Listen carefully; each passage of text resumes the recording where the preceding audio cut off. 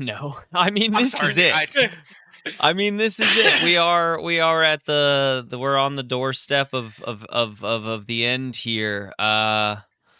Last session, you folks fought. You got everything together. You assaulted the hunger. You took out the forces with Yee's like bonus cards. He drew all his cards, got you an ally named Jeff.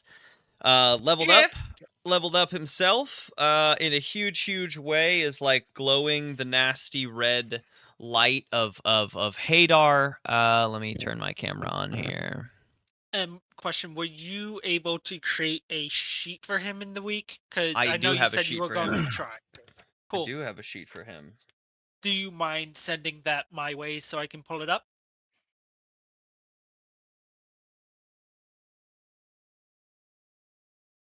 Maybe. And you're good, Em. We just tier listed a bunch of starting Pokemon. We literally had to start banning the S tier because we just started putting everything in that tier. And I was really excited, dude. I popped in and I was like, wait, well, Em already went live, and I didn't realize you switched the days of DDAD this Yeah, week. just this week, yeah. Um, and all of a sudden I heard you, Grace say Marjorie, and I'm like, oh shit, they're back to the main characters. Let's go. We are. We're a few sessions in. This next episode to come out, like actually live, is the first. So I just have to ask, back because I'm to about characters. 25 minutes into the second Cobalt episode. Are these the Cobalts that you guys left for training? Yeah. And so you're RPing as the training Cobalts. Yeah. That's okay. That didn't click. Yeah, 100%. Yeah. Sparkalonius told them to run lines so that they could learn arts, and Thaddeus left them with drills so they could learn flexes and stuff. And so we're playing as them just to give us the like what happened with them in between. Not gonna lie, I think it's a personal goal. I would love to do a one-off with that group. I think Lawrence would be the funniest fucking person to fucking actually play D&D with. He's pretty His good. characters are just your characters who are freaking amazing, and I just love listening to that podcast. I just have to help you plug that shit. Oh, thank you. I appreciate it. I do. Yeah, unfortunately that is why I'm late, because our recording switched for tonight. Yeah, all good. But And if we need to break tonight up into 2 days, I'm completely fine with it. You did miss the running joke at the beginning. Elite and I started fucking with Toxic, saying the 53-hour session was starting. I've already drank an entire Mountain Dew Livewire. I'm fucking jacked. I mean, I'm ready to go. You guys just tell me when we're ready to end, and we can end. But other than that, I'm ready Toxic to get doesn't through want to this. do 46 hours of scone roleplay. That's fine. Yeah, we have an ending point, and Elite's on like 2.5 hours of sleep. Okay. I am on 3 hours of sleep right now, running on gas, milk, and a bunch of energy. No doubt. I mean, again, you guys just let me know when you're feeling it, and I will say find the a place. latest I will go tonight, if we don't end don't end earlier, is midnight. That will EST. Okay. All right. I will keep that in mind. I'm okay with a 2-hour session for tonight, and then yeah. Any other time we can find to play, I'm super down as well. Yeah, you guys assaulted the hunger on a main phase. You had to fight a bunch of different shadowy creatures, shadowy planes, some big shadowy whales, robots, and all, and using your skills and your team's skills, and some lucky pulls from Yi, from his... Every card was from the deck of many things, and they were all good cards. Epic pulls. Epic pulls. Absolutely. Could not have been a better 3 pulls. He took out the big guys by changing that reality's outcome to... The judges were gone, which basically just means that in the time that she was alone in that time, Lucretia did find the light of creation, which gave her hope. She is, like, you would know, the way the reality's reset with that, she is just a more hopeful person as, like, at her core than she was before you reset that timeline. That was a very, like, character building timeline for her, in this, like, sense and need to be alone and to trust her own kind of thoughts more than her allies, because she had to do it in that one for a full year by herself, basically. And now she did, but there was hope there. Like, she knew the whole time she was in the safe, and that never resonated with her in the same way. Judge is gone. You have an ally named Jeff, and Yi leveled up. He got a magic item and just leveled up, and you feel the sense of your god here on the battlefield. You can see it above in the sky, the red light shining through. You glow with that light. You guys wielded the light of creation now as an umbrella and pierced through the veil of the hunger, and inside of it is where we find ourselves. I guess Horik would be the only one to recognize the figure in front of you three as John, the guy who you parlayed with, though you're seeing, like, you know, in like a cartoon when they like have a person in multiple phases at once and they're like moving around, but you see multiple heads trying to hold the position, and like their body is taking up 3 places at once, kind of like they're taking the shape of John, but the thing in front of you is not John. It is an avatar of this force that you folks have been fighting for a full over a century at this point. And this is where we find ourselves. As you guys cross that barrier, you feel energized. Yi, give me an Arcana check with advantage. No matter what, however this goes, all of you get the effects of a long rest. Okay. But this will explain to Yi the feelings you guys are having at the moment. Okay. God, Arcana, the worst one. Drinking a little bourbon tonight, Em? I am. What do you got? JMO, baby. God nice. Damn it. What the worst time to...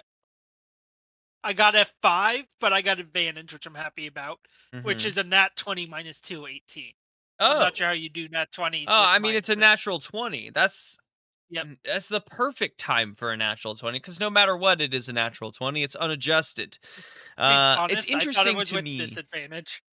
Like when we think about with advantage. When we think about like rolls, a 30 roll, like rolling a 19 plus 11, the total of a 30 is where we start talking about impossible level checks. This is a check that, like, you're fighting world-ending creatures. They have crazy resists and shit, right? That's an impossible roll. There, you can go much, much higher, right? When you're talking about a rogue with expertise at a high level, you roll a 19 and all of a sudden you're at like a 40. Like, this should resonate as a crazy high roll. I still think that even in that case where everything adds up to a 40, a nat 20 just beats it. Like, sure, it beats it by 1, but it beats it because it is the culmination of all of your skills showing off at, pure intention. Okay. You feel juiced by your god's presence. 100% that is this, and you notice it like resonate on your allies as well. In the space you guys find yourself, I think you're able to understand that in and across all of the realities, your guys' existence currently is the only one where the hunger actually, or no, not the hunger, where Hadar actually exists. In your timelines and in all of the realities, you can't really save the hunger from this natural, or that you can't really save Hadar from being consumed by this natural force that is consuming all of reality, right? Like, step by step. What you can do is in this multiverse of planes, this spiral of realities leading to a center truth, is like subvert that a little bit. And in this moment, you know this is kind of the subversion you've done. Hadar is present in this reality, but also in across all of the truths that Hadar has been consumed. And so you find yourself at this point of like crisscrossing truths, in that you've never felt more strongly a presence of your god than in this moment of where she's in your reality and within this monster that you yourself are within. And that is the feeling that you're able to share if you choose to, but if not, all of you are feeling is this presence of pure. There's a sense of rage within you, a sense of like hate, but it comes from the fact that you know that you're better than all of those around you. All of you are feeling this right now.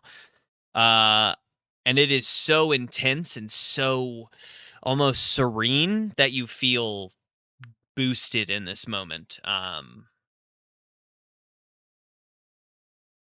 And so all of you get the effects of a long rest as you step onto this battlefield, bathed in the light of a bright, glowing red star right above your heads in the swirl of this black and rainbow tethered storm around yourselves.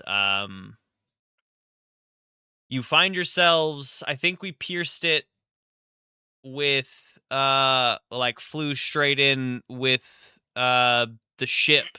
You have Lucretia, you have Davenport,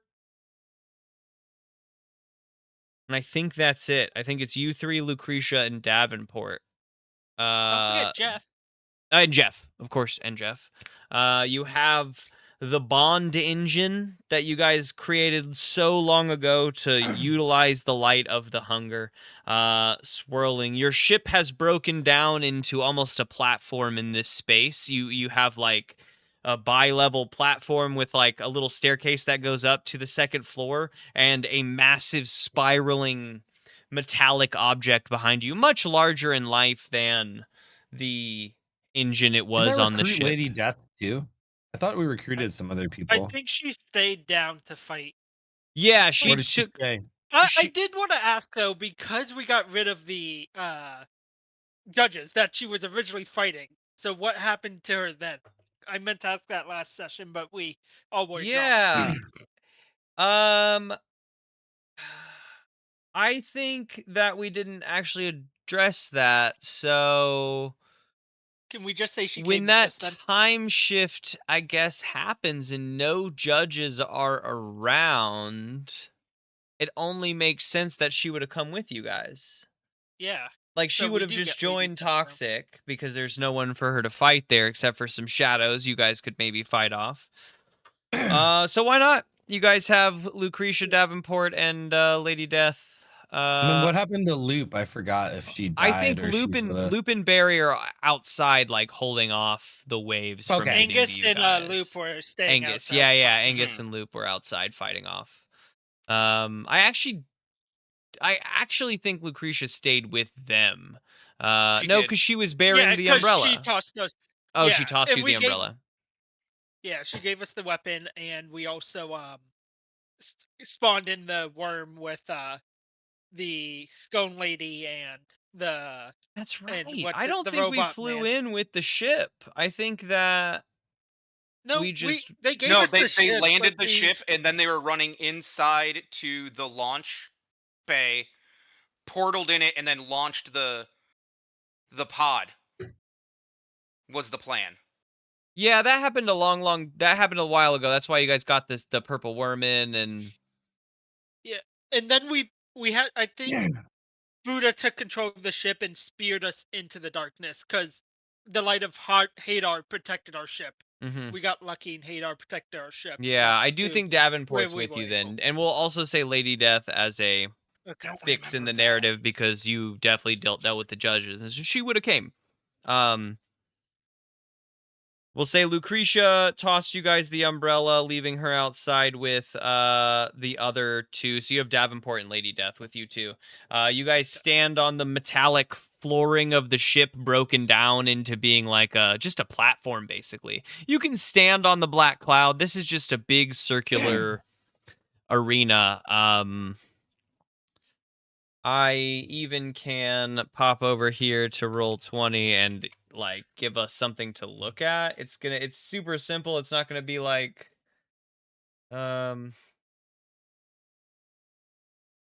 anything specific, but I will give us a circle to fight in. You can just delete everything inside the circle you already have. Oh, exactly. We're already on a circle. Exactly.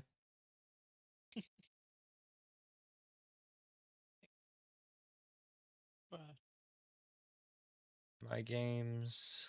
Launch game. Look at circle.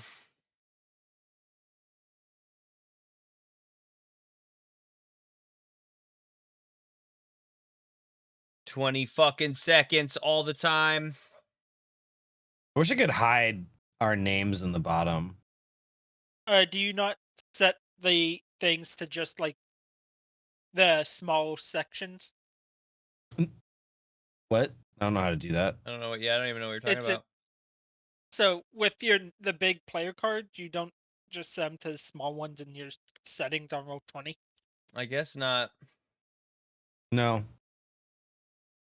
I don't know how to do that. How do I do that? Settings. Settings, and then I think it's under graphics. No. No. I'm trying to figure it out now. Mode.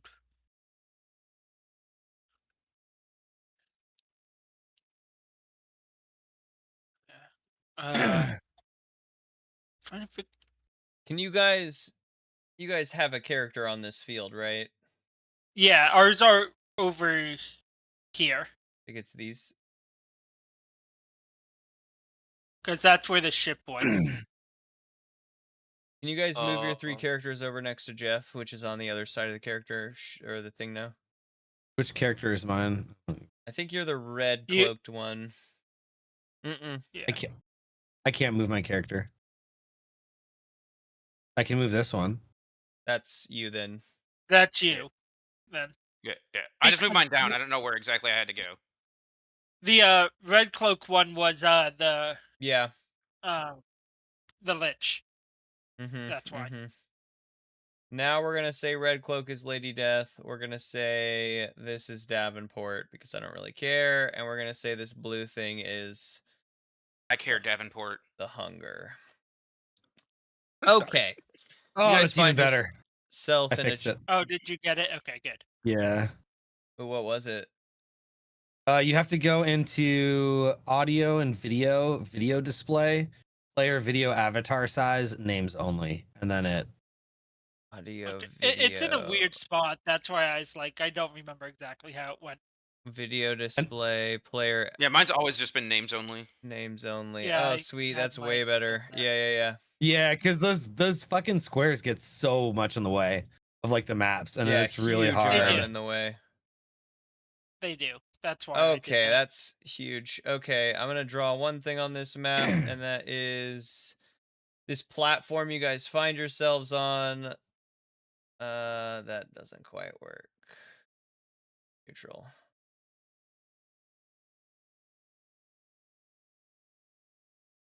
Platform you guys find yourselves standing on is 2 levels. The thinner one is like the second level above the first level, if you guys know what I'm talking about. Like there's a staircase going up to it on both sides. We'll say that's the staircase. I have a question. Hold on before we do this.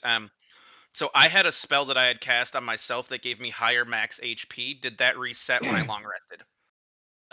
No. No, it did not. Okay. Really hard not to make a Monty Python joke there. Oh god, hold on. Override max HP. The reason why they did the coconuts and Monty Python is because they didn't have enough budget for real horses. Yes.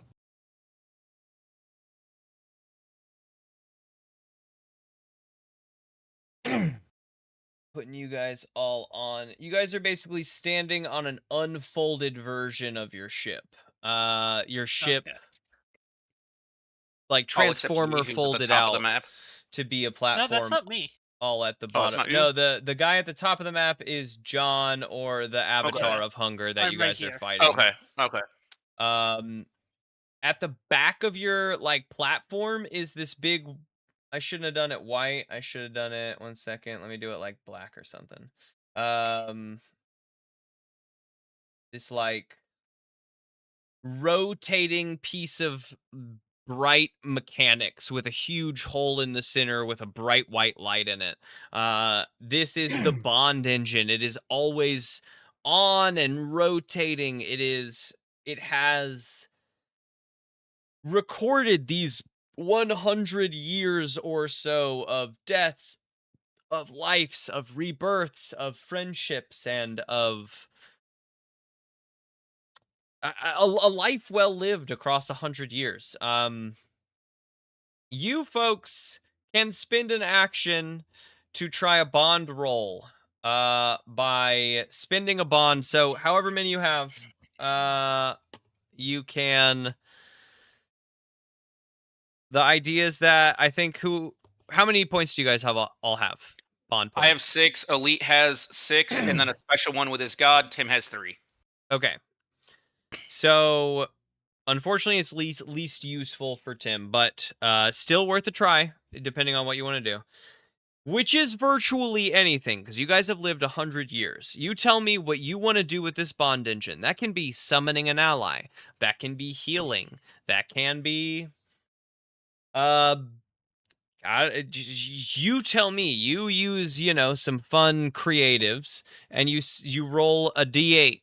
If it is your number of bond points or below, you succeed in what you do by having done that before. So if it's like, I bring a friend back from the dead, the bond engine, if you succeed, will remember a time where you did do that and is able to harness that energy to bring that reality forward, right? If it's I heal fully. There's a time where you probably cast a spell near the bond engine. If it's I want the bond engine, it casts a beam of fire, if that's what you want to spend your action on trying, right? It can do that. It can do some cool damage, but you have to roll and succeed. Otherwise, the bond fizzles out. And you don't go down in bonds unless it succeeds. So, say Toxic has 3 of 8, right? He has 3. He has to get a 3 or below. He rolls a 5. It doesn't go down. If he rolls a 3 or below, he gets his cool beam of fire if that's what he wanted, but he goes down to 2 now, which is harder to use. So, it's like spell slots, but your spell won't fizzle. Your spell slot won't fizzle if you miss. If it fails, you just use your action. Okay. Question not for me, but for another one of our characters. Okay. Could I use my bonds to help maybe our Dragonborn wizard gain his wings? I don't see why not. I think anything goes on if you guys have if you have something you want to do and you roll a d8 for it, it could have happened in one of those years. Maybe there was a reality out there where Tim did have access to his wings for a different reason than being level 17 or whatever level. He used it to scoop women off their feet, literally. Maybe there was a reality where you just had them because it was natural for that reality, or there was something in the atmosphere, or maybe your thing is that you give him some of your experience, or there's a transfer of energy, or if you want him to level up, maybe there's something along those lines. You know. I mean, I'm 1 level away from my wings, but it's not a big deal. I probably don't need them. I have a lot of spells that can attack at very far range. I know, but I mean, all right, I'm gonna. I also really don't have armor to accommodate them, which is a problem. So like, all right, never mind. Change of pace. The bond engine is an anything goes with your imagination, and then we'll make it have happened before in some cool way that the ship registered. Because if I don't have armor that accommodates them, it will break my armor. It specifically calls that out. And we'll understand this reference, I hope. Can we just stab a whole bunch of little tiny holes in the back of your outfit to accommodate your wings? I'm trying. They don't let me do that. Damn it. I've offered. He didn't like it. They didn't like that idea. I personally loved that. They were like, for what? I was like, because he needs wings on his back. I don't want to destroy his armor every time. Let's fix his armor. Anyway, You're not in that position, but maybe there was a reality where you had that armor and you can spend a bond point on that, you know? Like, this isn't anything goes, but you're spending an action on doing so versus your bond score. So, like, it isn't anything goes with caveats of nothing happening. Or maybe nothing happening. We're not sure. That's the base mechanic. You feel connected to it. You feel the presence of all of your past lives, living or dead, it's swirling in the energy of the bond engine. And we're going to go into this first battle rolling initiative. Okay, initiative. Anyone can give a perception check also on this first round if you want to. Hey, to see something. What does my cool. 21 passive perception get me? Oh. Yeah. I do have. I forgot. Never mind. I'll just tell you guys. There's also. I see life. Congrats. 13.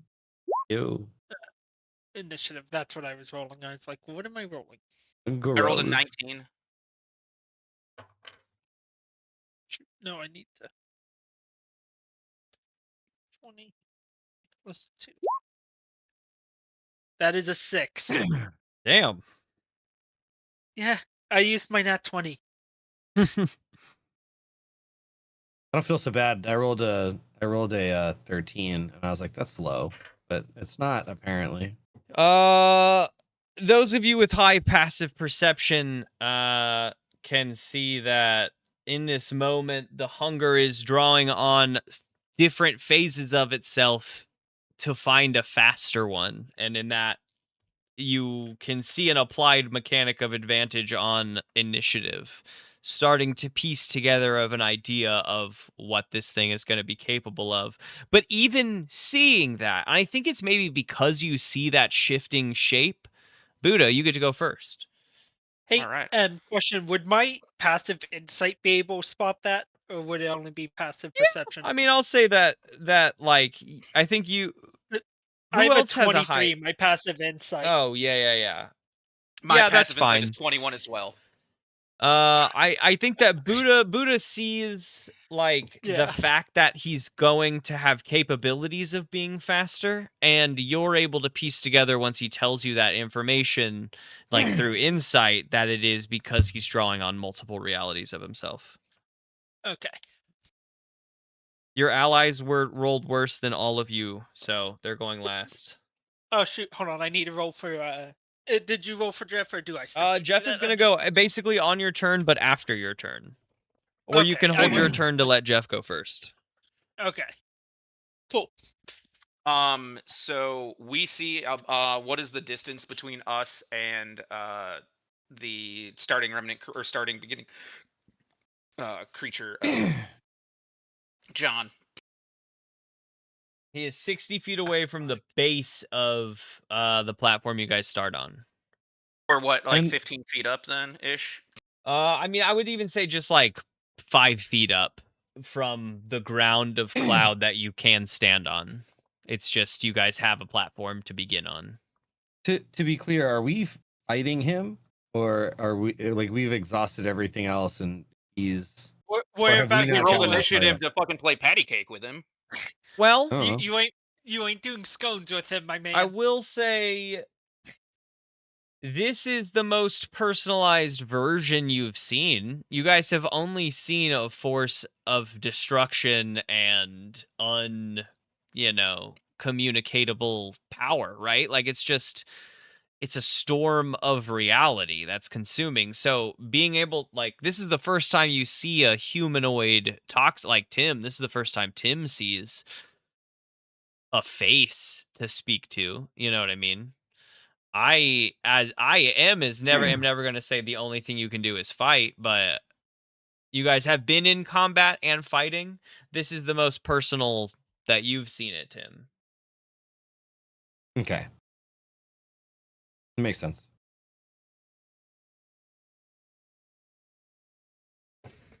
All right. Buddha, yeah, sorry. What are you what's up? Oh man.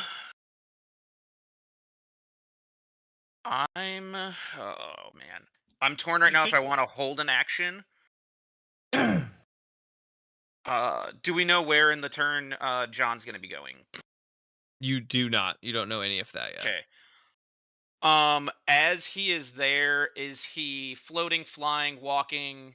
What am I seeing from This him? is a normal sized human man in front of you virtually. It's shifting and shaping. The skin keeps like reflecting over scales, and now stone, and now skin, and now wood. Like, you know what I mean? It's always just reflecting and changing and finding the most constant shape it shifts back to is this very average sized, like 5'10" human being with a bald head that you recognize named John. He is floating about a foot above the ground. In the start of the fight, summoned some sort of sword from the swirling darkness around.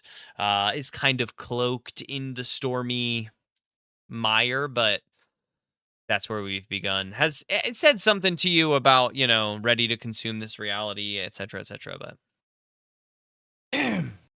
talk is over, etc.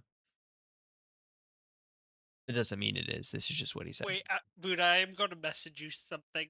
I want to see. Yeah, because I'm still torn on two possible things. I just want to see if this is possible. You don't have to.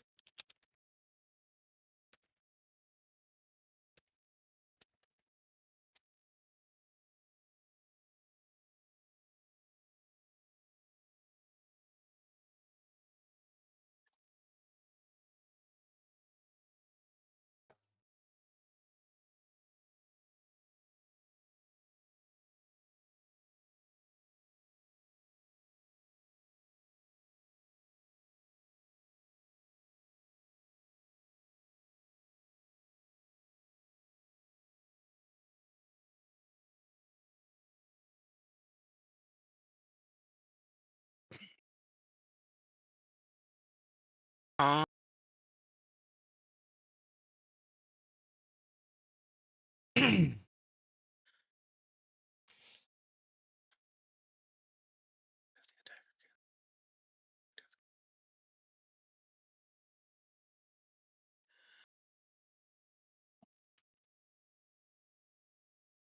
um, question. If I cast Fairy Fire, would that um would that show anything else that's on the battlefield in that 20-foot radius that is already invisible? Like, because they would have to roll dexterity saving throws. If it's within Right. the 20-foot cube, yes. Okay. Because I'm torn if I want to do that to see if there's anything else on the battlefield, if John has brought anything with him, or because as soon as you said he was floating, that ruined my ability to possibly want to pass spike growth, because him floating would not. Well, how high off the ground is he floating? Like, would he still? He said it. Would his He said feet like 1 to still... 2 He's like, feet. yeah, he's floating like a full foot above the ground. Okay. Which isn't a ton Yeah. in the grand scheme of things, but when it's spikes on the ground, he's probably Yeah. above. Yeah, unless I get a special benefit to my spike growth being, with my whole background or whatever. But I mean, it's never not that it's a discussed that, foot so. long. If you set it and knock him down, though, it's going to do all the business. Yeah, it would do damage. So, Yeah. spike growth is 1 foot high. So I mean, the bottom of his cloak and his shoelaces are. I just looked it up. It says D&D 5e spike growth is 1 foot high. Well, then, yeah, technically, if it's a foot high. See, I think that's kind of cheap though, because he's floating, and if he's floating, maybe he can just lift his legs up.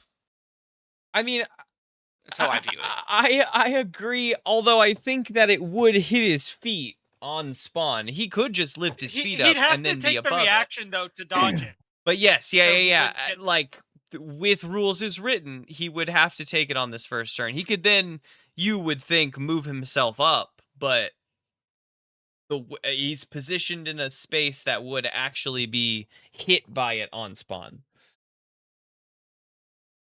Well, doesn't he also have to make like a intelligence or wisdom check to make sure he notices So it? with spike growth, it's when a creature moves within the area. So it'd be like him moving Or out of spawns the in it. area.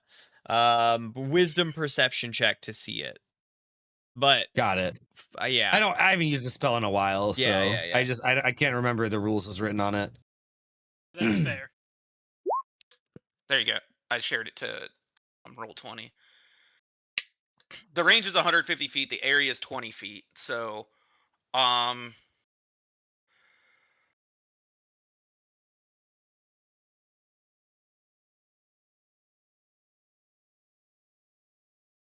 but he's in it. Yeah, he So automatically that's starts where in it's it. that's where it's different, right? Because it's like if he's not in it and he walks through it, he's got to make the check versus just being in but it. if he's in it, I think 5 feet of traveled would be up too. So if he moves up to get out of it, he still has to deal with that. You know what I mean? Like even if it's just He a has to bit. take a reaction either way to try Yeah. and dodge it. That is true because it does say 20 feet centered on in a cube, and it does say it's a foot tall. So that would mean if he moves up, Yeah. any measure, At a like minimum, it's you still have moving. one free attack Yeah. with that. And if you can knock him Yeah. back into it, another. And now here's some of the annoying parts. I have to look at my special feats to see if anything has extra poison damage. That gives me some ideas. I got some good spells I could use to make it frustrating for him. I didn't realize that spike growth was a foot tall though. Damn. Those are I didn't realize that either. And I've played a druid before and I've used that spell several times. Nobody thinks, spikes. Nobody thinks they're gonna be like bamboo shoot. Just shooting out from the ground. Bamboo torture style. I'm sorry, it's just the whole poisonous thorn craft thing. I just need to. Yeah. Read over. Because I'm pretty sure that's what I want to do. I just want to make sure to see that I don't have. If I'm not in my special thing, like my wild shape for it, if I get any Circle of the Blightwood benefits to spike growth other than I think I have the ability to cast it at will.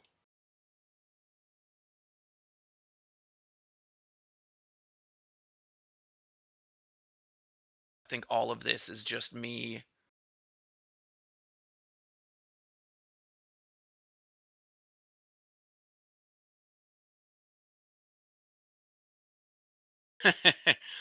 Wild shaping right now would be my action, right? I imagine so. So I couldn't do something else after that? Not as an action. You could do a bonus action or a... Would you consider spike growth then that only requires a somatic component to cast as a bonus action or as a full action? I mean, unless it says that it makes it a bonus action, it's just the casting time of spike growth. So it's probably an action, I imagine, is spike growth's... Okay. I'm just asking because this is your homebrew character. So, no, I know. Unless guys, I put anything in there about it changing casting time. No, it does not. But Spike Growth and Thorn Whip are the only spells I can cast. While in wild shape? While in that wild shape, but they do get a whole bunch of extra shit. What's the extra shit?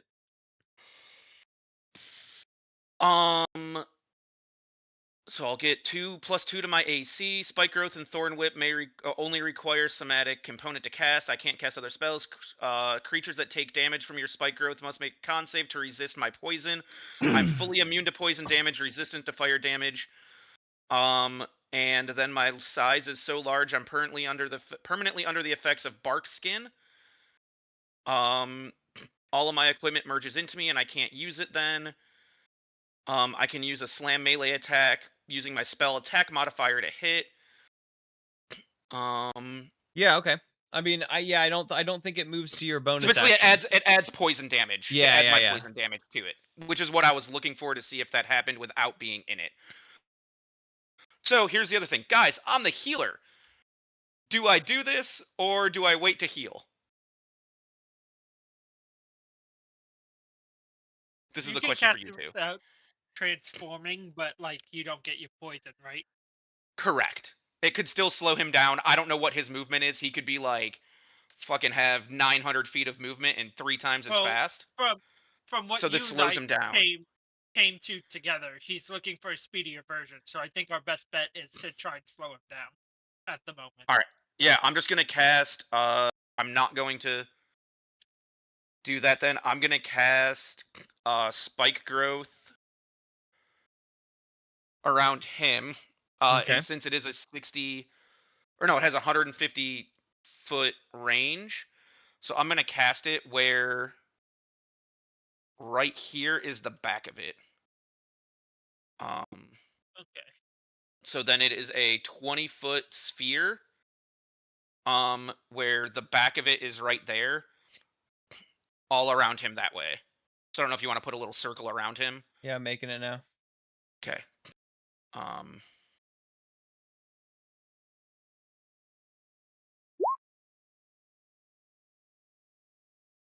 Great. Okay, it'll do damage when he moves on his turn, which let's just roll that damage off this top so I know what that damage is. It's difficult terrain. When he moves within the area, it takes 2d4 piercing for every 5 feet he travels.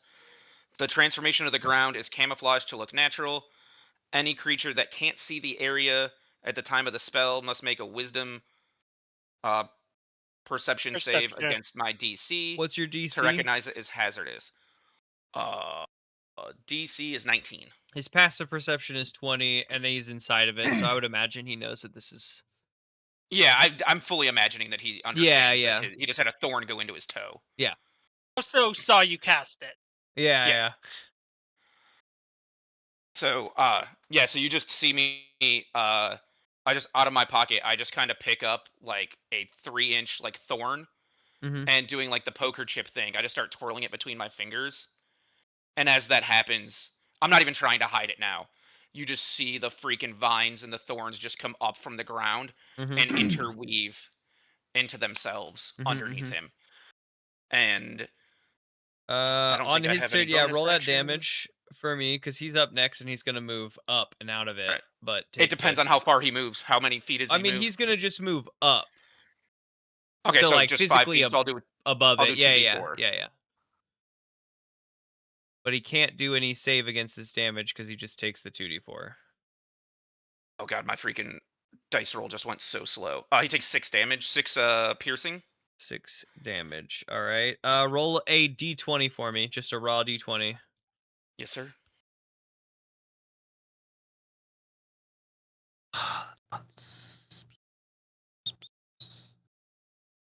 18. 18. Okay. Oh, I think he just tried to counterspell it. Next in the order is, well, this is the part of the Hunger's turn. He moved 5 feet up, took a little bit of that damage in his feet. Is going to float above the thorns here, just floating above. It's going to point into. You think he's gonna point at whose character is this? In the middle here. That might be me. The one you're moving. Yeah, I think that's Toxic. He is gonna point at Toxic with like an underhanded point, and then just like flip his hand out, point at you, and then flip. And a 30-foot sphere centered on your location is going to just appear and grow. No, it's not. Counterspell.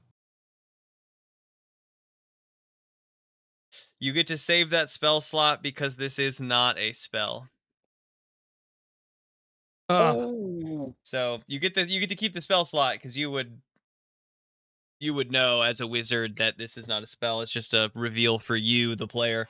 Okay, I was worried if like he's pointing at me and then like something's happening and I'm gonna take damage. And no, yeah, 100% you are. But it's just it's like an ability, not a spell.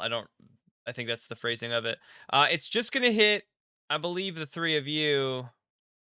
No, it's gonna hit the 5. This 5 in a group: Davenport, Lady Death, not Jeff. Jeff is the only person not hit by this. And let's see. I'm gonna need. So technically, I was 5 feet back. I don't know if that changes anything. I was moving my character to measure for what I was gonna do on my turn. Like you were here? Yeah. It doesn't change anything. That actually, if anything, puts you more towards the center. So. Okay.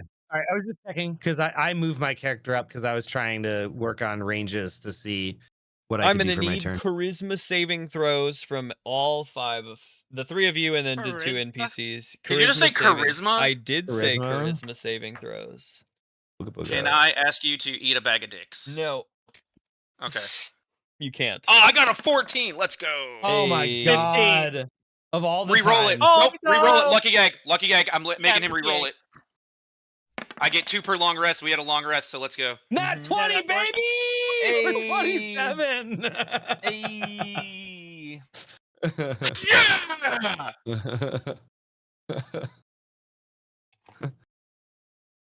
27. Okay, so you got a 27. What'd you get, Buddha? Oh, I got a 14. That is like the best fucking roll I think I could get. Oh, you could have gotten that 20.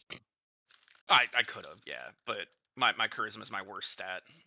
That is fair. Okay. Anyone that one. got below a 17 or below, no, just below a 17, so 16 or below, is going to take 17 points of necrotic damage. And everyone who got above that takes half, so 8 points of necrotic damage.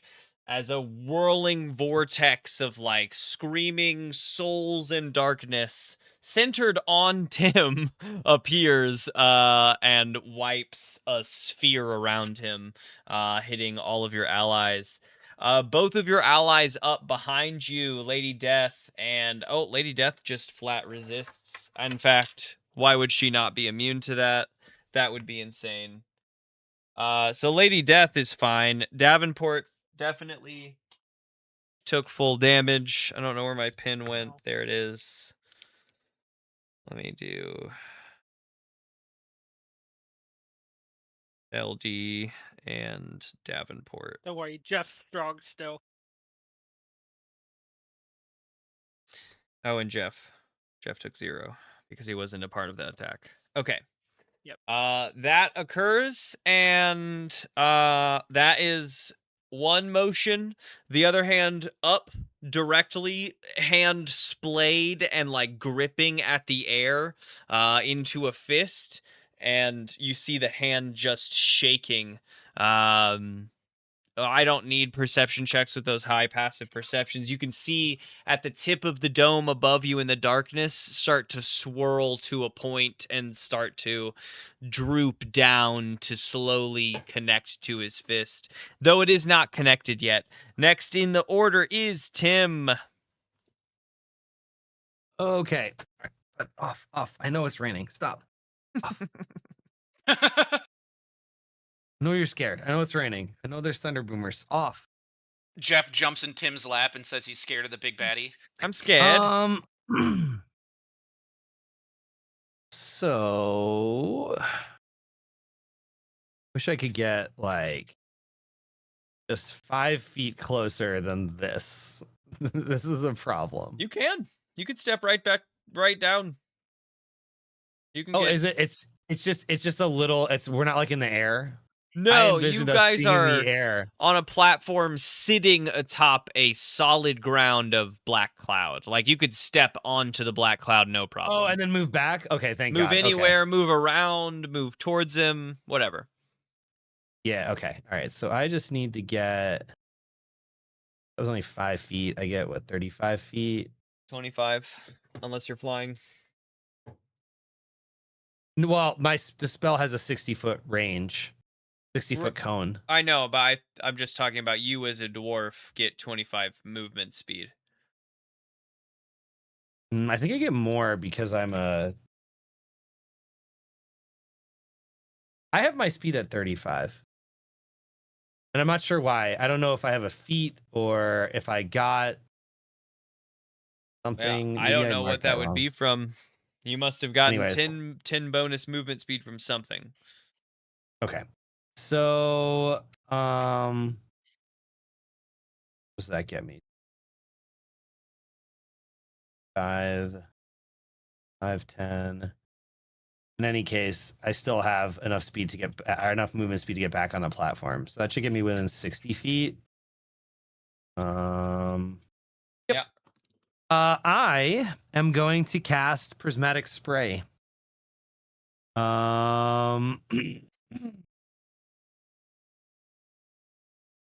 Each creature within a 60-foot cone must make a dexterity saving throw. So then I get to roll a d8, depending on what it is. He failed. Great. All right.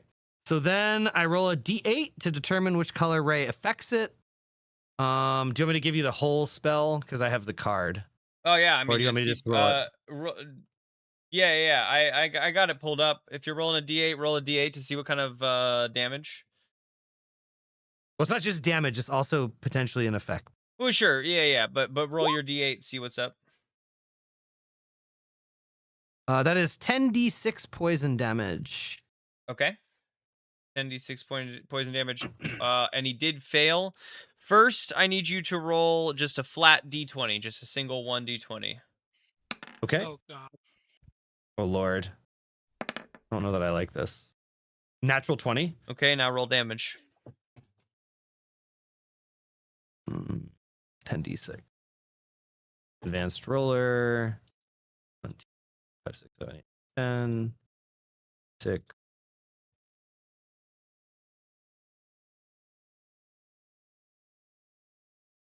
Gonna look good. Forever. This is gonna look good on the screen.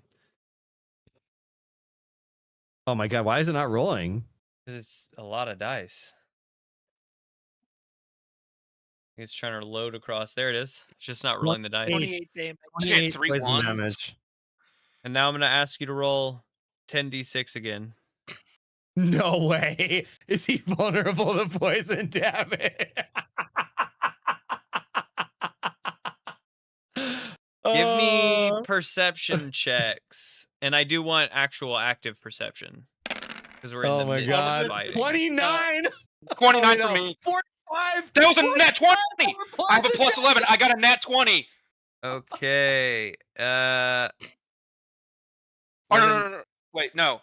29. I got an 18. Fuck. That's okay. 29 is still pretty high. Korik, you recognize in this moment he is shifting so fast and so many times per like moment that each time you strike him, you might be striking a different form every time you're striking. And so like what you hit is as important as how you hit.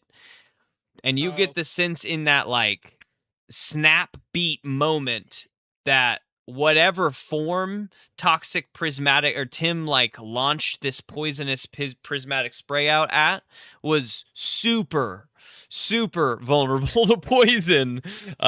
So on a crit, it is literally vulnerable to the thing, and I am taking both the 28 and the 45 for damage you caused. So you just caused that's 53 plus 20, 73 points of damage. Yep. Shit. I might fucking wild shape to fuck this dude up. You might get a fucking bombardment of bramble thorns. Okay, so I'm gonna roll a d20 to see if I don't expend the spell slot. A second.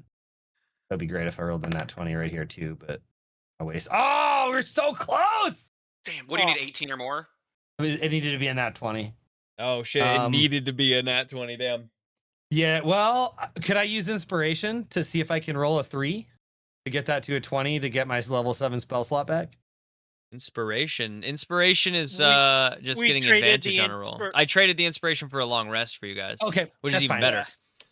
Never mind. I still have an inspiration on my character sheet though. Okay. Regardless. I mean, you could spin that inspiration, but you're still looking at rolling a nat 20 to get your thing. You know what I mean? I would say don't risk it yet. Yeah, I guess that's fair. It gives you advantage on a roll, but no matter what, you need the same thing. All right.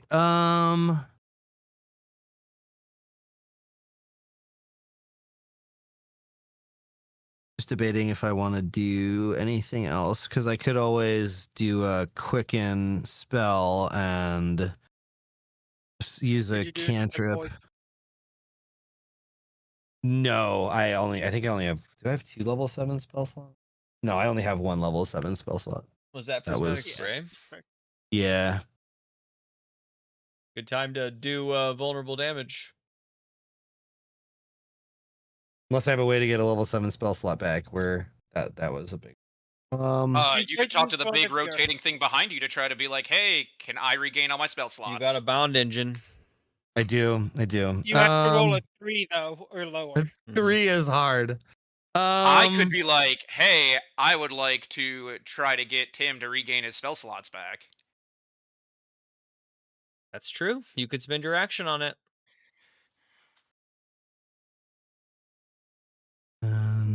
I feel like I know what I'm looking for. I am, I think, going to use a sorcery point though to quicken an Eldritch Blast.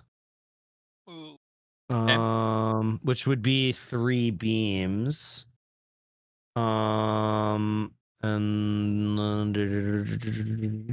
so that's a D20. You have to roll to hit. Yep, sure is a roll to hit. Oh, I have it on my sheet. Why am I asking? 17 does not hit. Ugh. Ooh. Okay, first beam misses. Okay, 16 plus 9, so that's 16 and plus then 9. That's 8, 28. That doesn't hit. That's that does not hit.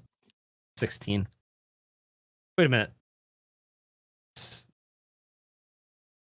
Oh, so 16 doesn't hit, but a 16 plus 9 does. So it's somewhere between 20 somewhere and... in between a 16 plus 9 and a 16. That doesn't give you a good range mentally. Yeah. I was trying to figure out the range. I'm like, that's a wide range. Before you roll damage, roll a d20.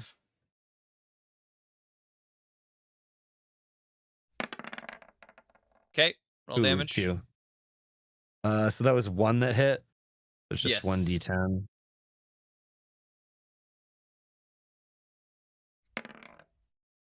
Ooh, 9. Sorry.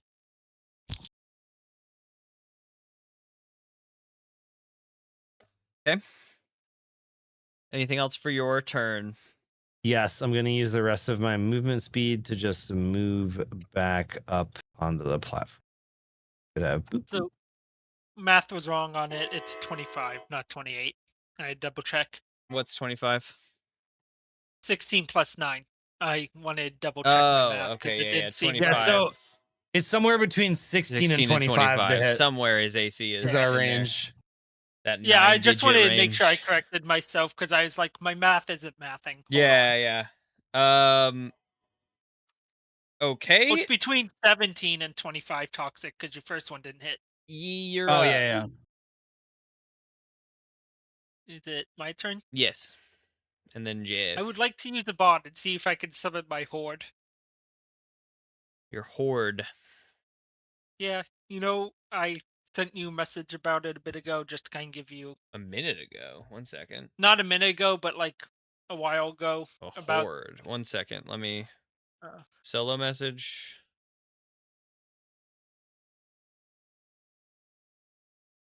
Fifth level spell slots do I get?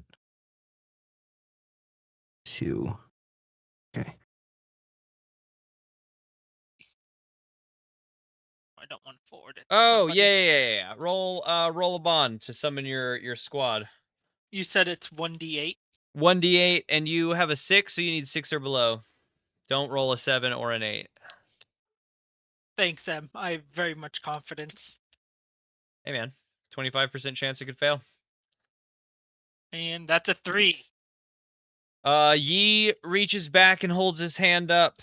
And you see the light of creation spark with some of that red energy that you can see in the sky, you can see in sheathing Yi, you can see and feel really in all of your bones.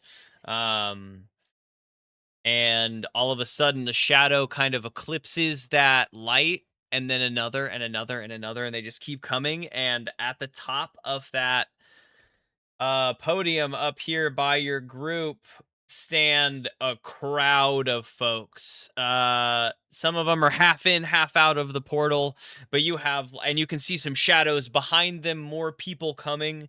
You see a crowd of what you would imagine to be somewhere between like 40 and 60 people. Like you can't even see the end of the amount of people trying to get out of the bondage, and some are coming down into the level below. A whole group of people.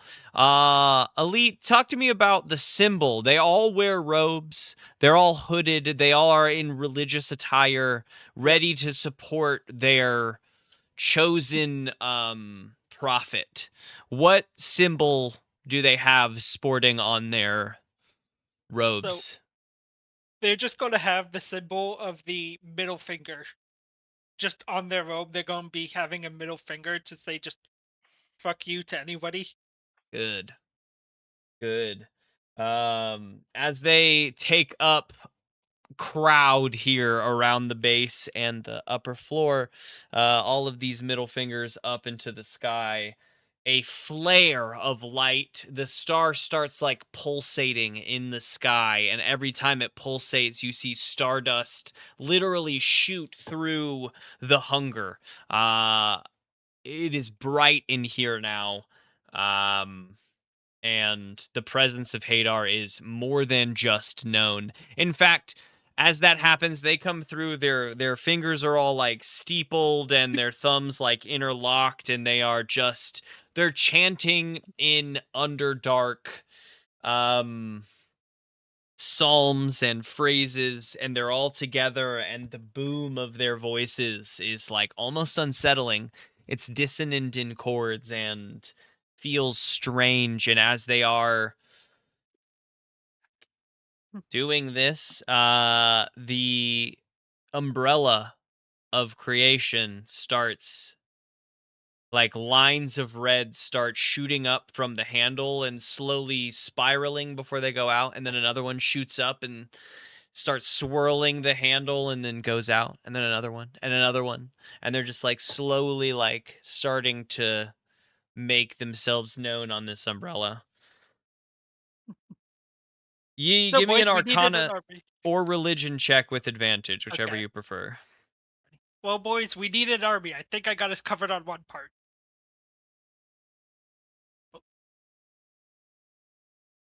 /R1D. And you said I have advantage on it? Yes. First one. Let's see. 15. Let's go Arcana. 15 Arcana. The presence and the power of your god in this moment has just ascended. You feel a true like presence of Hadar on this field, in the sense of like God's with us all the time kind of presence, Yeah. you know what I mean? But Yeah. you know for a fact that that is a true thing in this moment. You feel like a century of hidden missions and little side quests on your own and secrecy from your allies is not backfiring on you like it realistically should have, but instead is coming to fruition. So this is what I DM'd M about for our final back thing. I was like, I will make this work. And I started my own civilization. Oh, he did this specifically is like one of the 2 runs where he kept everything he was doing secret, and then rolled really high for his like stealth checks and his like religion checks in them to like do well with what he was doing and hide them from everyone. So you guys knew he was hiding something, but could never find out what it was because he did well. You've always just been sneaky as fuck. Is that he has been, over the course of a century, slowly building the presence of Hadar cults across these places and promising the power of the light of creation to Hadar and like slowly siphoning it that way. But now you feel that presence like active and on the field, and you feel it resonating inside of yourself. It isn't complete yet, and you know that, but steps up the ladder. It's so close. You can taste it. Whatever it is, you can taste it. That is your action. Do you have a bonus action or movement? Let me check. Bonus action.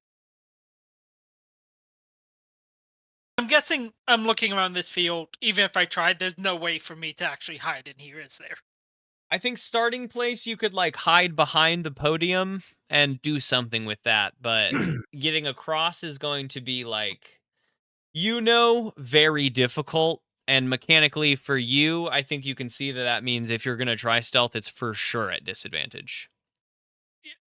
Then, for that I can move. I can fly though, so that's a 30. No, I have 25 flight. Okay. Oh, by the way, don't forget. I know I'm not. I need to click the mouse to click.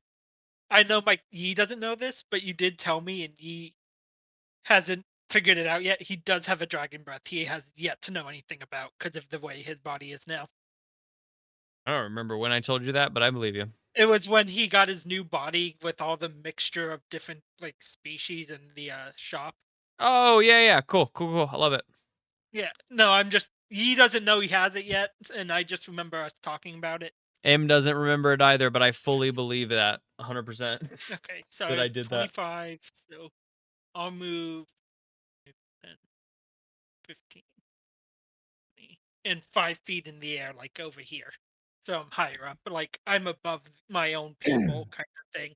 To give them more room to spill out and do more chaos with me as I watch them like a prophet. Mm-hmm. And that will be my turn. They are bowing at the feet of their Messiah. This is the true coming for them. They vault into religious prayer, bowing, dropping to their knees, giving total, adoration for yourself. They are making rolls as well to juice what's going on. Well, I would figure as I summon them, I would kind of just start, because talking to free action, I would just start preaching to them of that's the enemy and we have to defeat them for Hadar. Oh, yeah. In between all of your words, they are in supplication, like bowing and on their knees, like up and down. They are all chanting in unison and in time.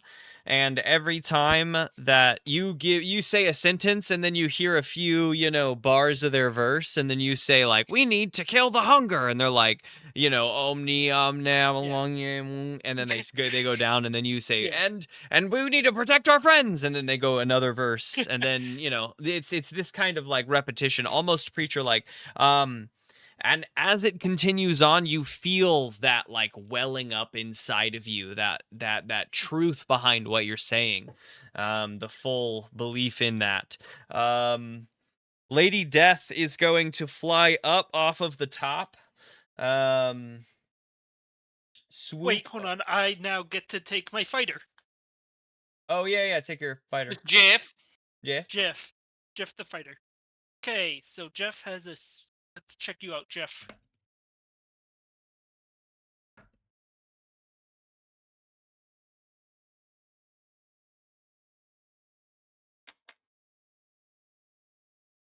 Okay, so Jeff will, as Jeff was sent to, and you'll have to move Jeff because I cannot move. Heard. Jeff has how much? He has 30. So Jeff will move over, as Jeff is the one sent by Hadar to protect me. He will move. No. Controlled by Elite. There you go. Okay. Cool. Let me just hit save, and now you should be able to move him. Cool. Jeff will move over to here, I think was 30. Sweet. And he will then can't do that. Not what I wanted. And then he'll start because he can't attack unless he gets close right now. he will then move. He'll then start chanting with the others as they come in. Love it. And that will be Jeff's turn. Love it. Lady Death flies up and out to about here. She is going to point at the hunger and cast just a nasty spell. I have to see what kind of spell what kind of save he's making. Do I know what it is from like Give my me an time Arcana in check with Magic? advantage. Like those. All right.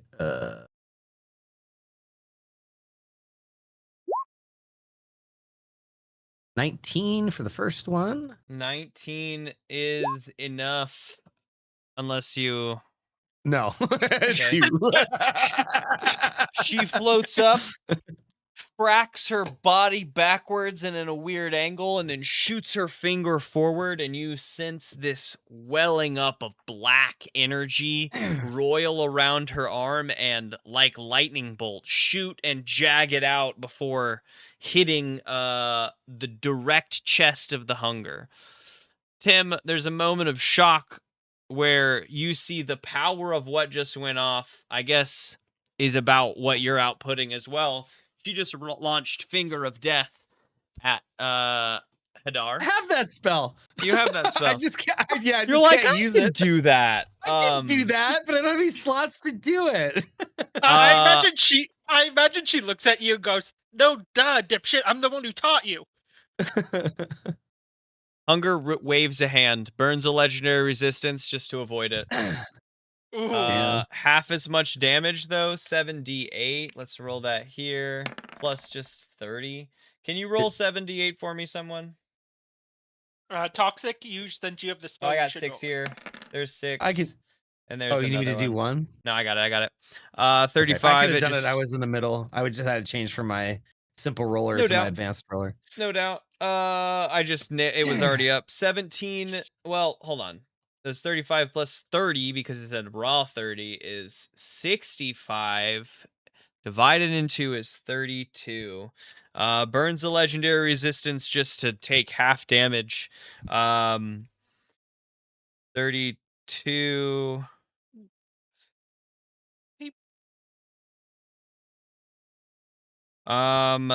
Turns immediate, like you see now, like the way that it's starting to move, you see one face looking at you guys, and the next face turns up and looks at Lady Death, and now you see both faces as they're trying to like be in both spaces at once, right? And then the arm splits into 2 because again, it's not that the arm itself is gory splitting into 2, it's just that he was pointing this way, and then another arm just phases up from that arm and points at her, and the first one snaps to it. And she is going to make a Constitution saving throw.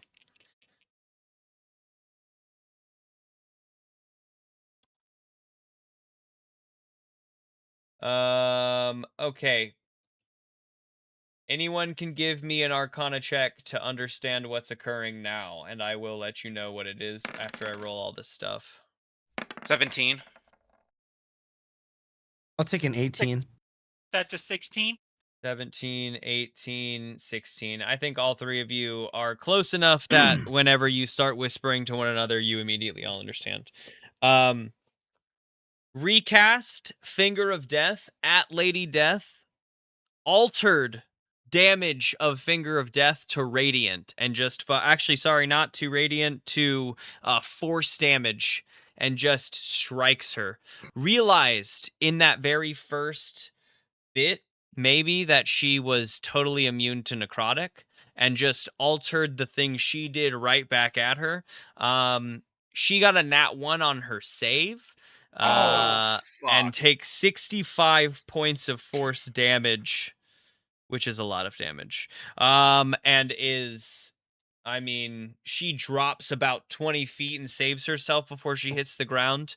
Like pushes her nose back into place, wipes the blood from her mouth, and is still in position. Davenport takes up position with a crossbow with a like a cylinder on it and just starts pulling pulls the trigger, and it just like launches 4 bullets really quick, for bolts anyway. Only one, let's see. Only one hits, though, unfortunately. Deals 2d4 piercing damage plus his modifier. Dice. 3 plus 1 is 4, plus 4 is 8 points of piercing damage. Davenport rolls a d20, because everyone rolls a d20 when you attack this man. Okay.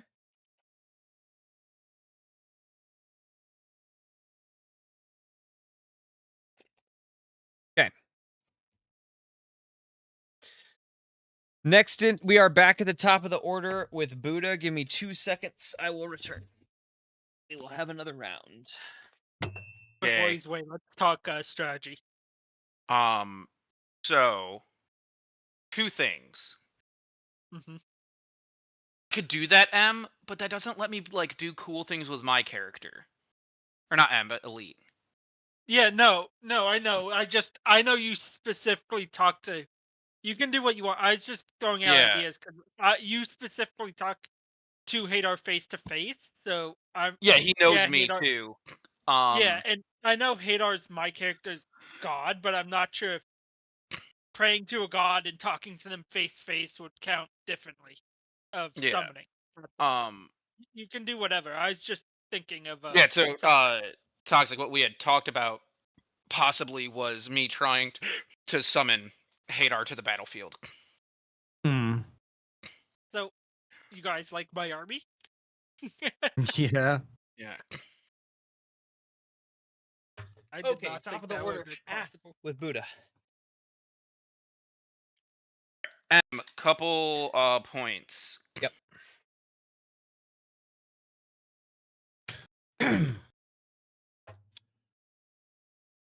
My bramble thorns.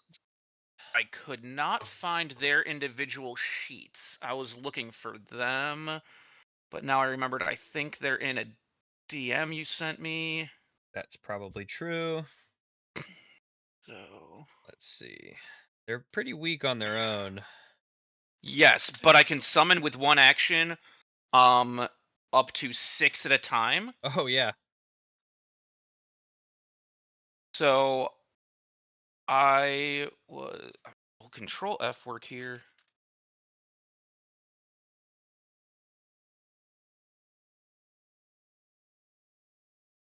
Fuck. Does not find the word bramble in anything we talked about. Try looking up thorn to see if it comes up with thorn instead. Maybe you No, didn't I use the have word. it. I have thorncraft, poisonous thorn. Like I have a lot of Yeah, I see all this. thorn. See the nettle slicer. Here we go. Poisonous thorncraft, thornwood affinity. Come on. Because I know they were weaker creatures. They were. But I just wanted to see what their movement speed was. Right. Found the hole. Oh. Got it. Okay. I'm gonna send it. That would be awesome if you could just resend it. Photos. Reply. Period. Send. Tap to see attachment. It's the 3rd attachment in that group.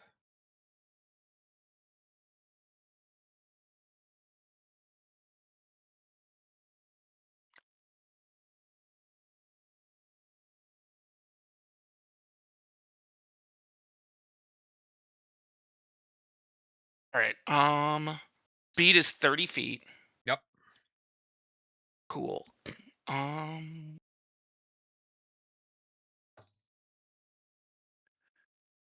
right. Each creature in a 10-foot radius circle from the bramblethorn.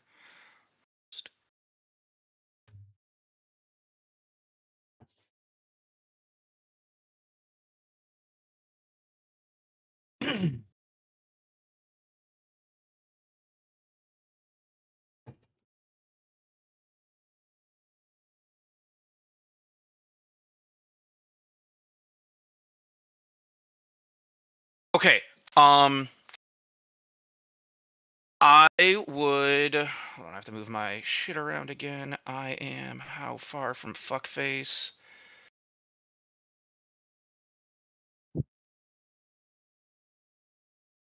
$70 feet. I have 35 feet of movement. This would put me right there.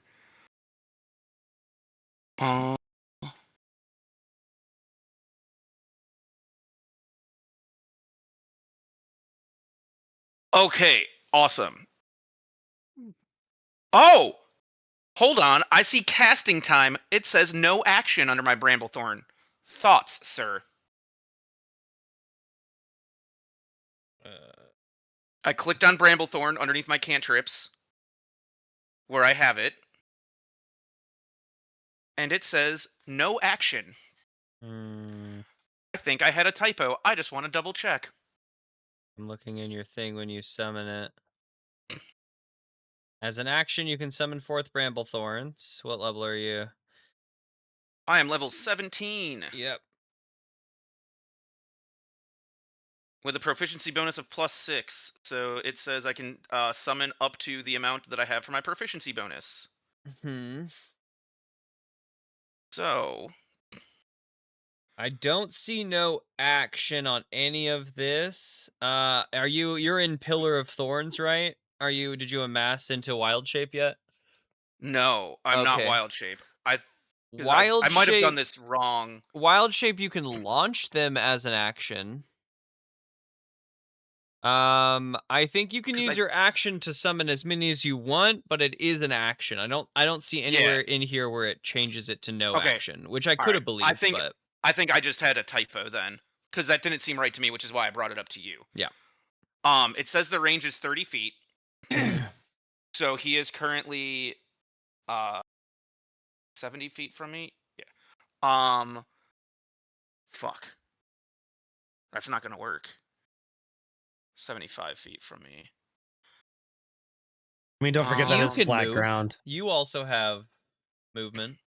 I know, but I have 35 movement, and then if they have 30, that still won't get us close enough. Well, but stack it all. You've got 35 movement. You can summon them 30 feet away from you, and then they have 30 movement. Got it. I thought when I summoned them, they came right next to me.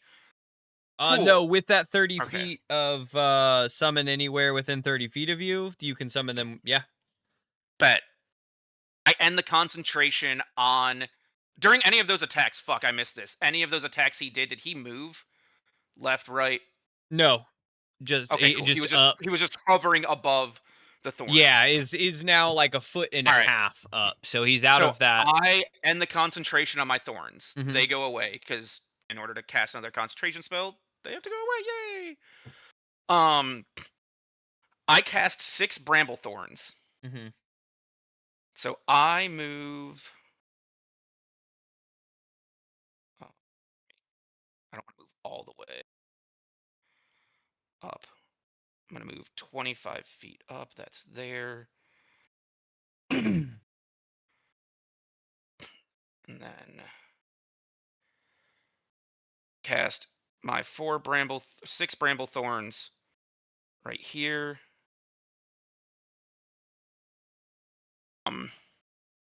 And as I cast them,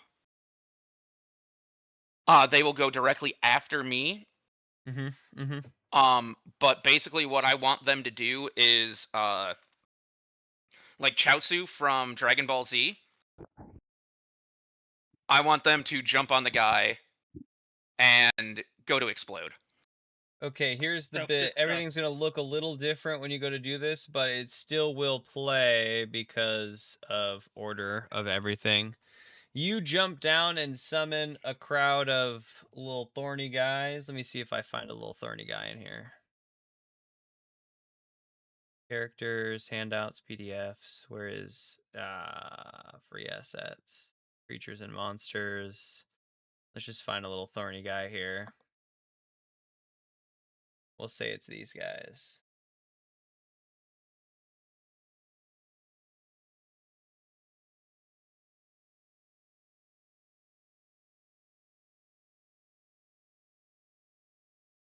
Perfect. Start placing like 500 people behind us. Yeah, there's 50 to 60 people behind you guys there. That's fine. um At the end of your turn, before their turn, he uses a legendary action and teleports 50 feet. Oh, what a dirty fuck. How does this They, change their movement? Just so, because that is what he does at the end of your turn, and now it's their turn before his turn. You have They 35, right? yeah, they have 35 feet of movement, right? So, and then they can each creature in a 10-foot radius can take explosive damage.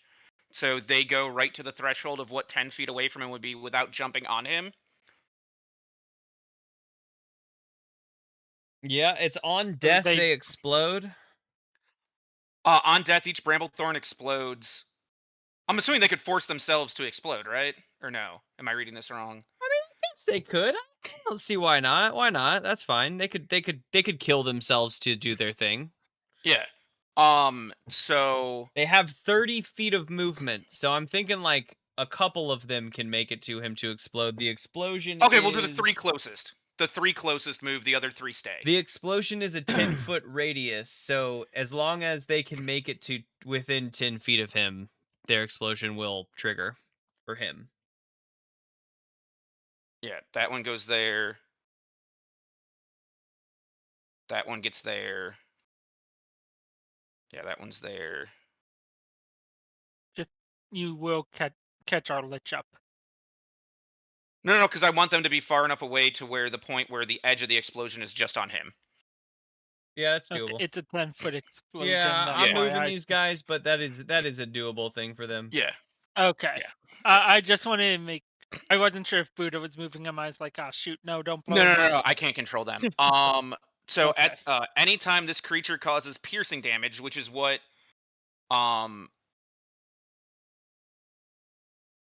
damage they would take from an explosion. So first, we're going to do 6 individual dexterity saving throws from each dude. Yes. No matter what, they're taking piercing damage. So they also need to make constitution saving throws 6 times. Okay. Yes, math. And the DC is 15.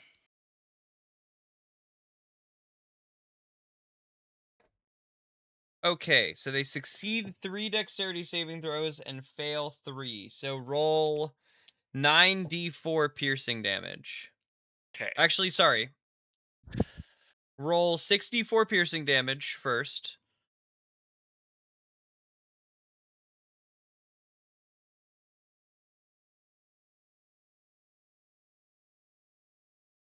$14. Roll a d20. Okay, hold on. So, also, fun fact, they're poison tipped. Anytime a creature causes piercing damage from the target, they also must succeed on a Yeah, DC 15. I got that for phase 2. We got a bunch of rolls to Okay. make here. Okay, awesome. This is just the You piercing got damage this. for all of them. Roll a Got d20 it. on that 14. I don't know why my Beyond 20 is not carrying over. I don't know. And it's rolling really slow on D&D Beyond. All dice roll slow at D&D Beyond. No, for me, normally it's not. I rolled a 10. Really? 10. Yeah, usually it's boom, boom, boom, like just straight up ready to go. Okay, now roll 6 more d4. Okay.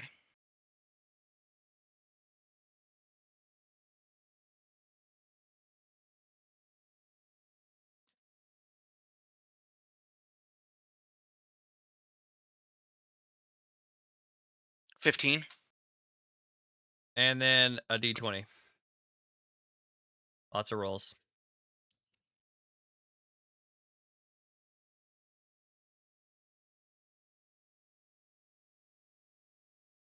It's 14. Go next.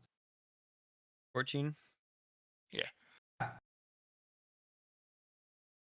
Okay, now we're on to the Constitution saving throws. Anytime this creature causes poison damage, must succeed on a DC 15 Constitution saving throw or be poisoned for 1 minute. This is going to be bad. Every time it gets poisoned, it will receive a level of exhaustion, which is really bad. So this is 6 opportunities for it to receive additional levels of exhaustion. Yes.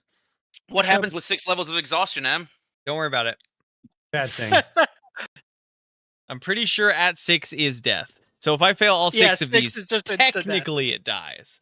If I could fucking be winded, if I could do this on a fucking bramblethorn, technically it dies. All right, the first one is Constitution saving throw 20. I feel like they have a hot, icon. Yeah. Second one 21. Third one 17. Fourth one 22.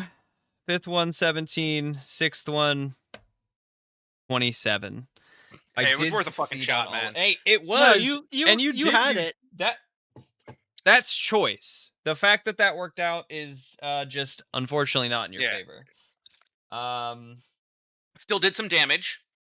Yeah, did a bunch of damage. Yeah, it's taken a bunch of damage. It is not holding its singular form so well together anymore. It is shifting between all of these different shapes more often, changing and altering and whatnot. It's back to its turn.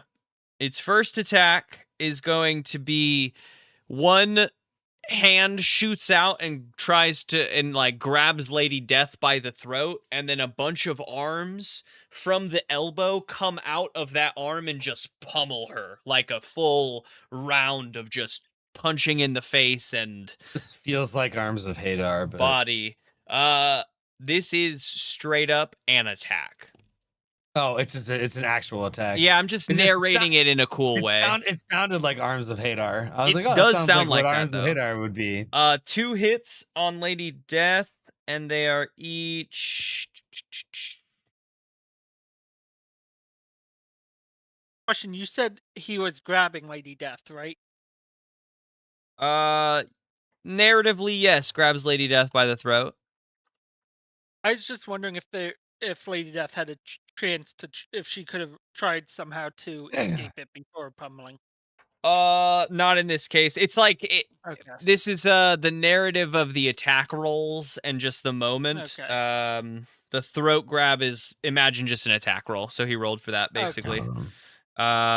Pummels her for 21 points of damage in and around the face and upper body.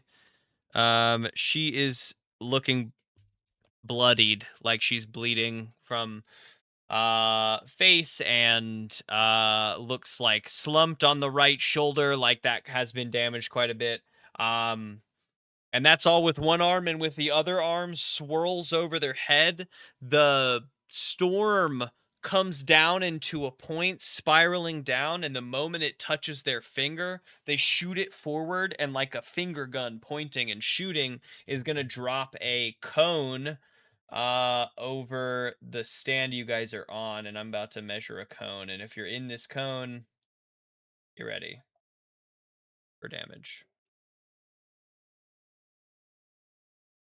I got a cone? I do have a cone.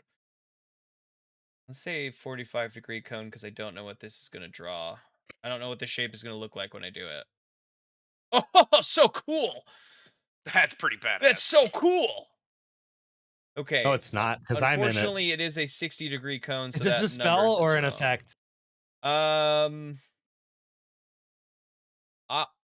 will. You know what? I'm going to counterspell it if it's a spell. Here's the deal. I will say that hunger.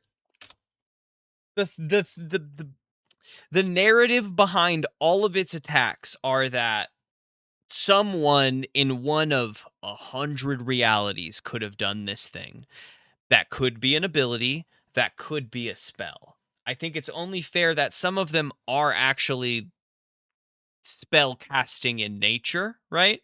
So when you guys attack, you guys roll damage, and then you roll to see if the reality of the hunger you're striking is one that it is vulnerable, resistant, immune, neutral. Like, you're always checking that every damage you cause. It isn't based on what kind of damage, it's just the fact that you're hitting it. The fact that you're causing it damage, it could be immune to that. It could be vulnerable. Whatever. You guys have found one where it was vulnerable. That poison damage was crazy to be vulnerable. 10d6 vulnerable poison damage is awesome. So that's what's happening every time.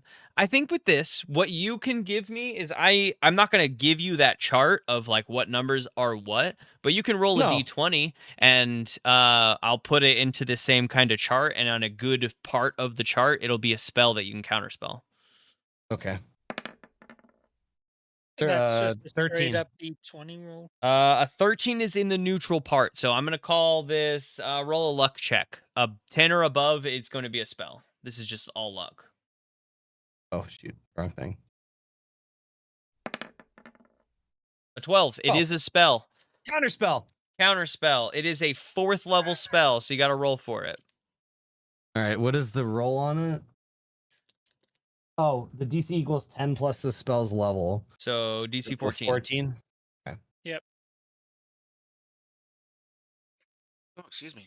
Come on, baby. Oh. Is it 8 plus my spellcasting modifier? It is plus your spellcasting modifier. What's your That's a 17. Gabagoo! Get the fuck out of here! Points a finger gun and clicks, and the storm just dissipates above their head. And one of the head, while holding Lady Death by the throat, snaps and looks at Toxic. It's the end of Hadar's turn. We're up to Tim. I guess it looks at Tim. Hadar. Yep. Through 100 voices, how dare you? You. Okay. Do you mean the hunger? Yes. Okay. Anytime I say Hadar, I basically mean the hunger, unless I'm talking to you almost specifically. Yeah. No, I'm like, am I fighting my own god when this happened? No, not yet. Okay. Not. Well, hold on there.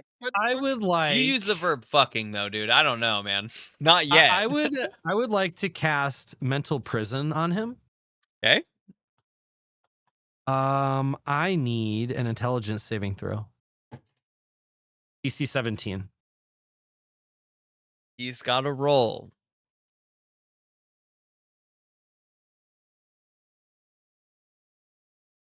An 8 or higher.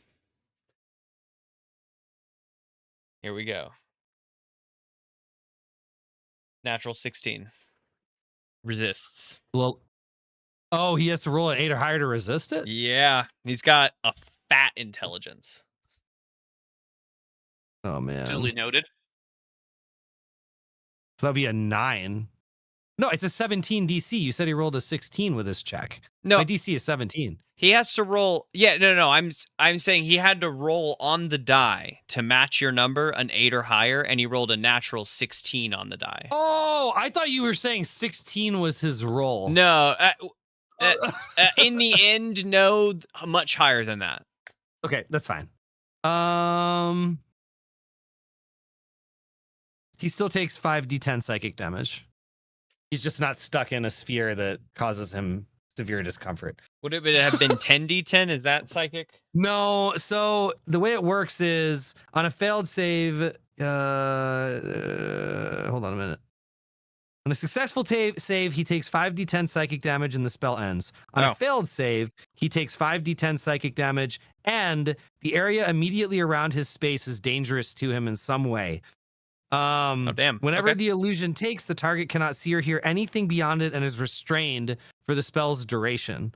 If the target moves out of the illusion or makes a melee attack through it or reaches his body through it, he takes an additional 10d10. So if he failed, he would literally be stuck in a dome of psychic prison. In a dome of psychic prison. Instead, he just takes 5d10, which is still, I mean, that's a great spell because 5d10 is choice on a success. Yes. 29 psychic damage. 29 psychic damage. I need to roll a d20, don't I? Yes. Come on. 17. Okay.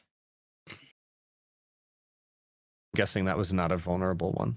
I am gonna do my best throughout a fun boss fight to not tell you, you know? I don't want to reveal anything as much as I need to. I reveal too much stuff when I shouldn't because I get excited. And some stuff I just don't want to. So I don't know.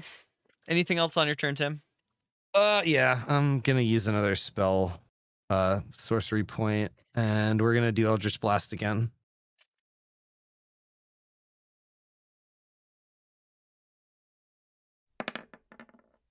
That does not hit. I'm not even gonna waste my time on a Nah. two. Shoots wide. Doesn't even have to multiply itself. That's 18. 18 hits. Okay, cool. So it's 18 somewhere. 18 is probably the low. Now we know the low, guys.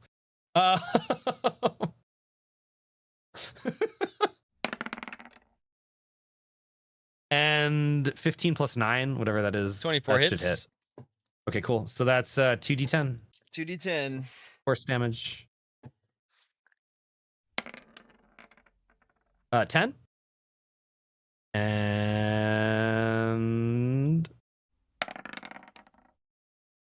6. And a d20. And another d20.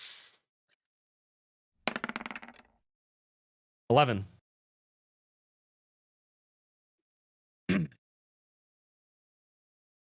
Okay. I do damage. Did I not do damage? What I will say, give me perception checks from everyone, just to like get an idea. Active perception checks, of course. Your passives are good, but this is many realities we're looking at. 23. 23 is juicy. My perception is bad. I don't know. I have no idea. I don't know. That is a 6. I see shit. You're focused on your congregation. He's like, Tim, look at my the people. lights are flashing in your face still from these spells going off. Korik, you're looking from the outside. You're the one that's been spotting this time and time again. He's taking damage. For sure he's taking damage. That's really, I mean, that's it. I don't, some of these hits have been harder than others. The only hit that has like virtually staggered him was that poison blast that Tim did. Other than that, you're sure he's taking damage, but it's not like he's showing it. Am I noticing his form being more solidified and not changing as much, or not so necessarily? It's more that it's more chaotic in how it's changing. Its form is less constituted into a specific shape. It's starting to like phase out. So it's kind of like I'm watching HBO, on my old TV and trying to, see the TV, but it's still all black and white, and it's just kind of like going back and forth. Yeah. At some points he has 4 arms, and other points he has 6, and then 2, and then it's just like you're seeing these realities on top of each other. Damn, I was 2 away from not expending that spell slot with my brooch. So close. I needed an 18. So close.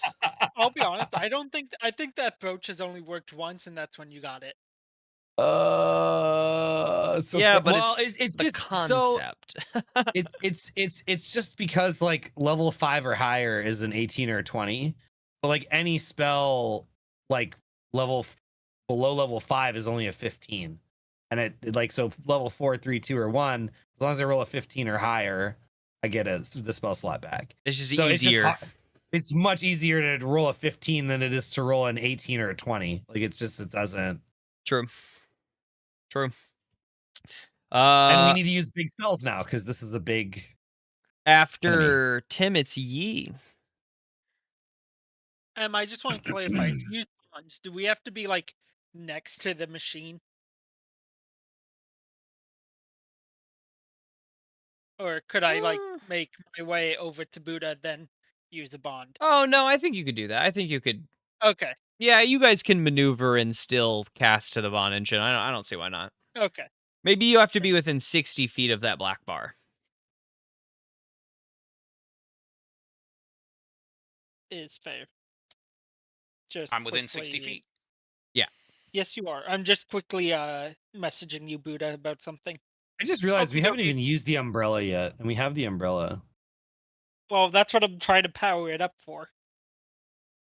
The bond engine? Hello, have you not seen the umbrella, like, start spinning red? I've done something with it. He's done something with it. That umbrella is I... tied to his fucking god, dude. Like, Yi and I are scheming over here on some shit, so Yeah, give us a quick sec. I just wanted at least one turn to do something cool with an ability before I did what I was about to do my next turn.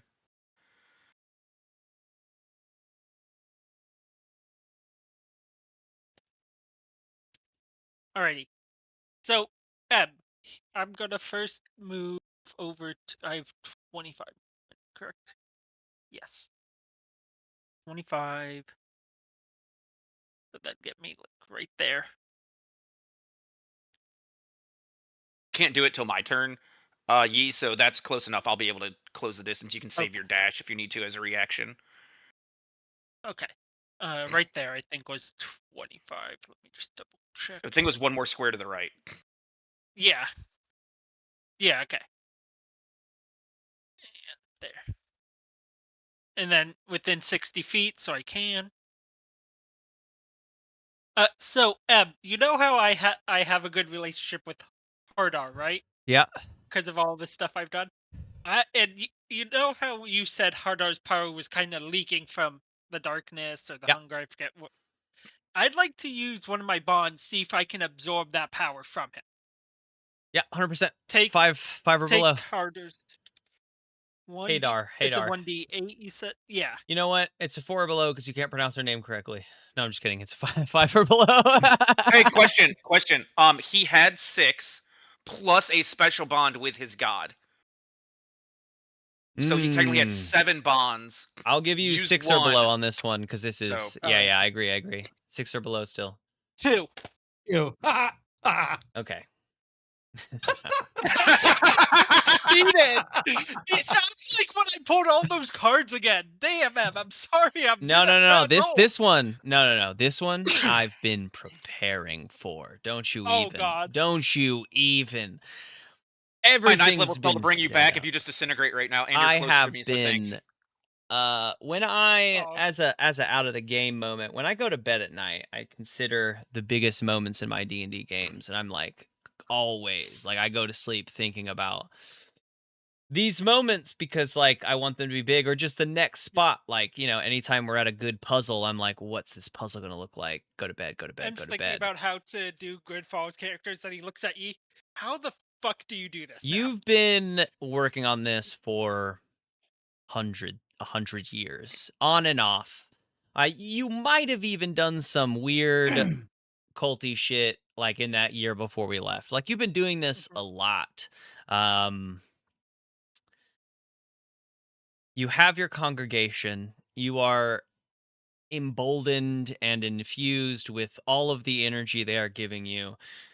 The light of the hunger is above you. It is swirling in the umbrella. It is swirling in the bond engine behind you. You have interlaced the light. You now know that you have been fully successful in all of your attempts here. You have interwoven the light of Hadar with the light of hunger. Nope. With the light of creation. The bond engine is made of this. The umbrella is made of this. Your congregation is enforcing it. You hold your hand out. Who has the umbrella? Does Yi have the umbrella? Did someone else have the umbrella? I think Tim. I have the umbrella. They didn't trust Yi with it for a second. No, I have it. You hold your hand out. The umbrella snaps from Tim's hip to your hand, and you hold it up. A beam of light comes down and just envelops you directly. Those of you around Yi, you see his congregation, you see them start glowing bright red and these like motes of light coming off of them and floating and swirling up into the storm and into the light beaming down onto Yi. There is an explosion of red light, and for a microsecond, Yi is gone and time pauses. Yi, you are floating in the swirling light of Hadar, surrounded by these black and rainbow motes trying to consume what light is there and failing because it's so bright in this moment. It's so bright and present in this moment. Feeding off of the light of Hadar. Nope, feeding off of what is now the light of Hadar, but the light of creation, of all magic, and of all power. It infuses down in this moment, and Yi, as a presence, has ascended to godhood. Oh, God. Yi, you are present on this field and can take the presence of your aspect of godhood, your physical manifestation, which is your body. But you do not have to. You can take this field in whichever way you so see fit. You can take it as, a giant judge overlooking the side. You can take it as a light in the sky along with Hadar. You can you can be the aspect and be Yi on the field with godly powers. How does Yi, after this light, this microsecond of disappearing, how does Yi take the field? You are, for all intents and purposes, a god alongside Hadar. There is a second light that sparks up in the sky, shining its light down. So Zeus. He makes his throne out of clouds, right? Mm-hmm. Well, Yi's gonna first make a giant throne for Hadar to come down and sit on if they can, and then he'll make a smaller throne next to him and kind of be a giant aspect of himself, sitting, watching a game of chess. Yeah. Slow, chilling, just intervening when he needs to. As the light clears above your heads, larger than life, sit two thrones, one sitting absolutely, I mean, the only way we've described her is a smoke show of a god. Gorgeous, dangerously so, sits above your head. Soft features, in a long red and black dress that drapes down around her ankles, around this throne, and next to her, sitting in a lightly smaller throne by his own design, is Yi, who glows and shifts, and I think that his arm is much more like tentacly. It shifts between tentacles and like feathers, and you see this like motion of physicality on his like tentacled arm, one of them anyway. Yeah. You think like a god, man. That is your action. But Becoming a god is a pretty good action. Think like a god when we come back around to your turn. Alrighty. Question: does that mean my main character is no longer on the field? Like my body's no longer there? As long as you're floating up in that space without an avatar, absolutely. Your body is not on the field. I'm going to send you... Well, I don't think I have to use my bonus action of jump to help you get more movement speed to do something now, Elite. Truth. Yeah, I'm going to send you two things that you obtain in this action. You obtain 2... Nope. Sorry. 3 legendary resistances. Hold on, let me write this shit down. I'm sending it also in our message. Alrighty. 3 legendary resistances. And 3 legendary actions. Do you know how legendary actions work? I do not. That would be good for me to figure out. I don't know either. Could you please explain, sir? Legendary actions are actions held by creatures of legend. Legendary resistances, as you got first, you have 3 legendary resistances, which is anytime you fail a saving throw, you can choose to succeed it. Full stop. You have 3 of those. You have 3 legendary actions, which are at the end of any creature's turn, you can take an action. Oh, okay. Hey, by the way, does the hunger just see my character disappear and then see the 2 thrones appear? Mhm. Like, what does the hunger do at that point? Like, what do they At react that like? point, I'm gonna need you and Hadar to make. We're gonna call them intelligence saving throws. At the end of your turn, he is going to legendary action. You know this. You can see the way that it's playing out now. So I'll give you more information about what he's doing because you can see in this sense. So at the end of your turn, he's going to cause you and Hadar to make intelligence saving throws. Alrighty. So it's still my turn. Hadar succeeds with over a 30. I need to go to the bathroom. I'll be right back. Yep. Okie dokie. 4. Oh god. I'm going to use a resistance there because I got a 4. Okay. So I have 2 legendary resistances. Okay, great. You're going to take half damage as well as Hadar from succeeding on this. Question, becoming god, does that mean my health has changed too? How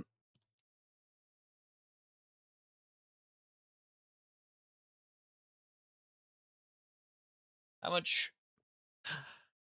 How many? You have 17 hit die? I'm going to say in this moment,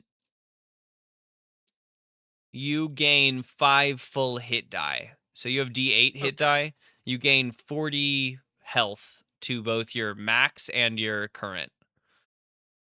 You're like ascending to being fully in the god is taking time, but just the natural aspect of it, you gain 40 health, we'll say. Okay, so I'll just do that in temp for now so I have track. You each take, after the split, 10 psychic damage. Alrighty. Which she just sort of waves off. And I do too. She smirks. That was the end of Yi's turn. It is now the allies' turn. Oh, yeah. Hold on. I still have a bonus action. Great. Technically, you also have a legendary action because it says after any character's turn, so you could legendary action after your own action, I'm assuming. You can, and the way legendary actions work is at the start of your turn, you get all 3 back. It's every round. And if you don't use them, they don't stack. So if you only use 1 on accident and it's your turn again, you have 3 more now. Yeah, just start fucking using them. So at the end of my turn, I'm going to use 1 legendary action. And I am going to personify Buddha's character as a demigod of poison.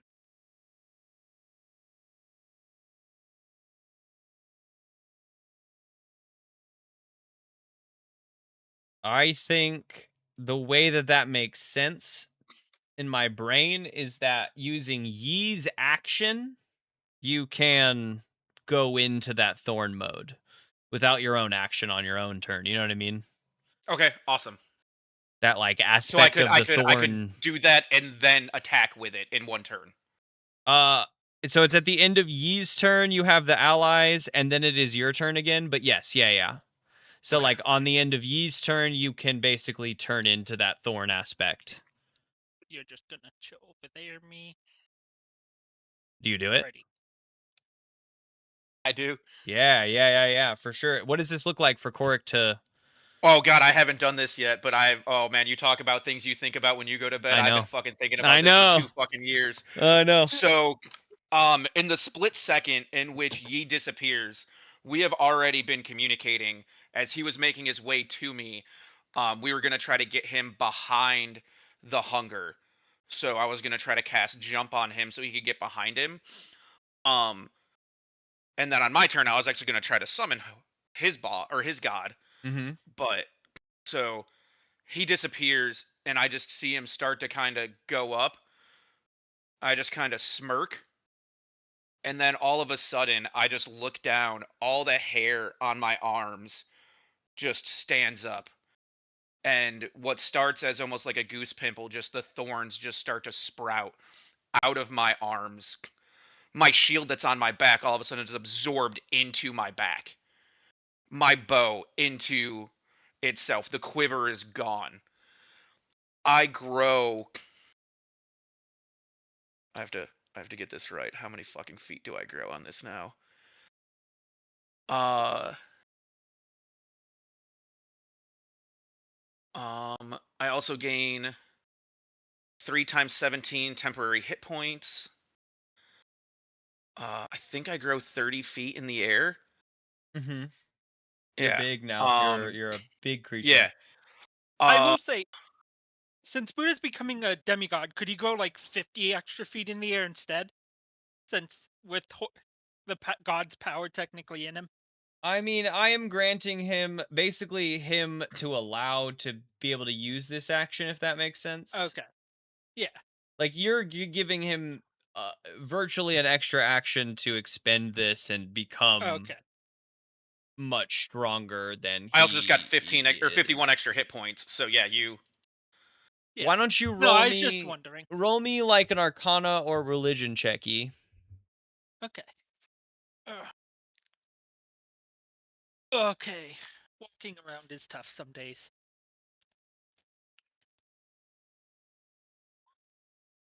Oh, that is a -1. That is. That is going to be actually a second.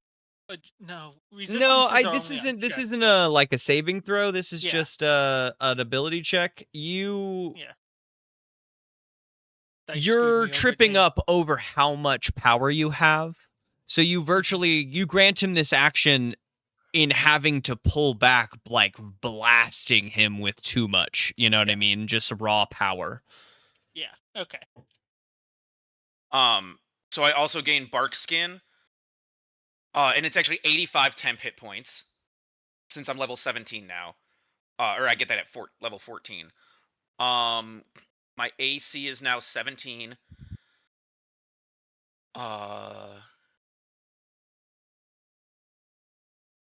Yeah, I'm permanently under the effect of Earthwind. My equipment merges into me. Yeah.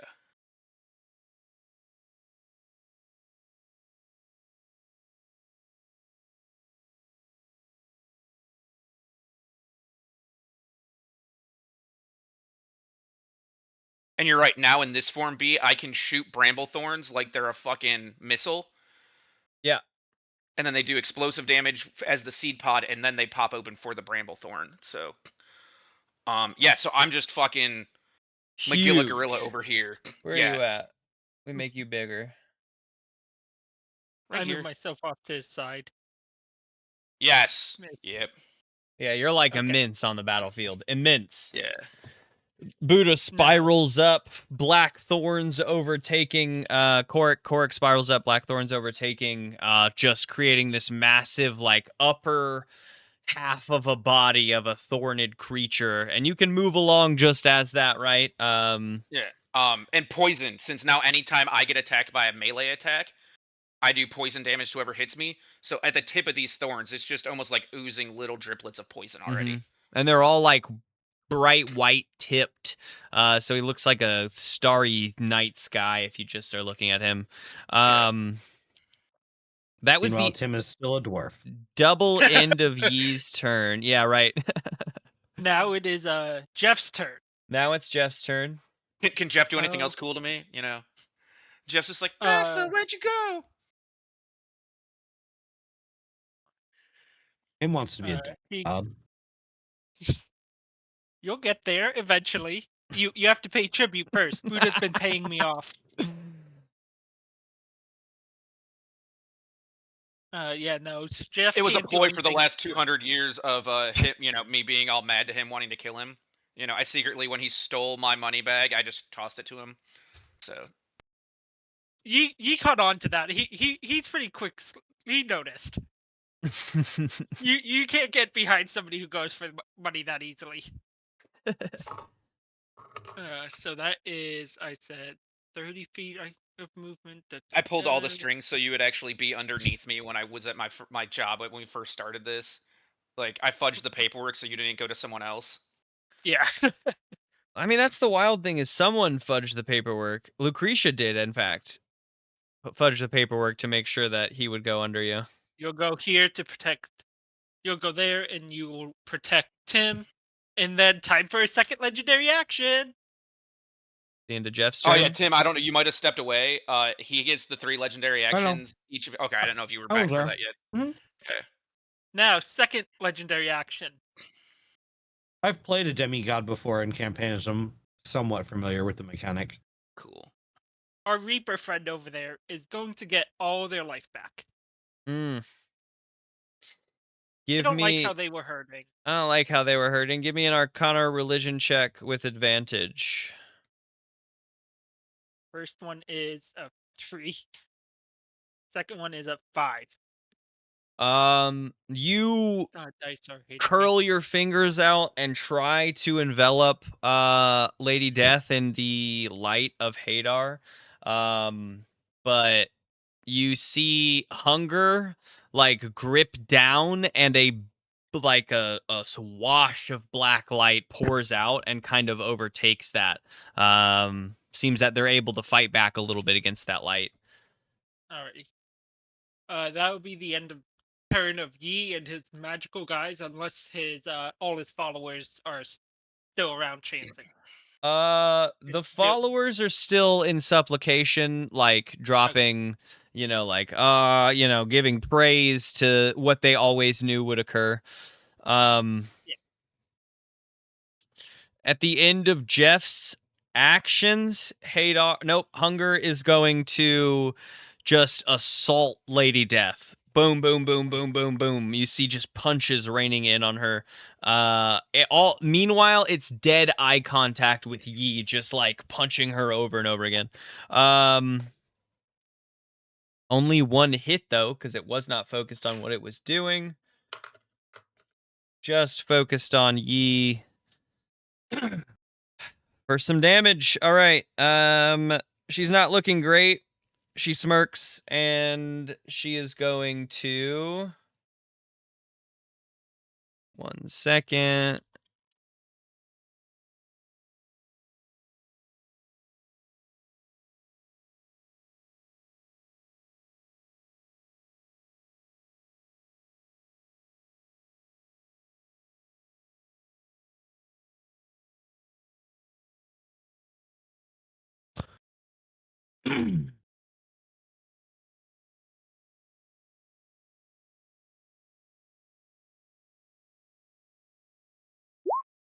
Lady Death meets the Hunger's eyes and she speaks in 3 voices at once. None of you are quite able to process what she's saying, and you probably wouldn't even want to if you could. And the aspect of Hunger holding her goes stark still. He's still holding her by the throat, but it seems like the struggle has kind of stopped. He's just straining against his own body to try to move at all. She has stopped him somehow. Davenport is going to launch off a volley of arrows.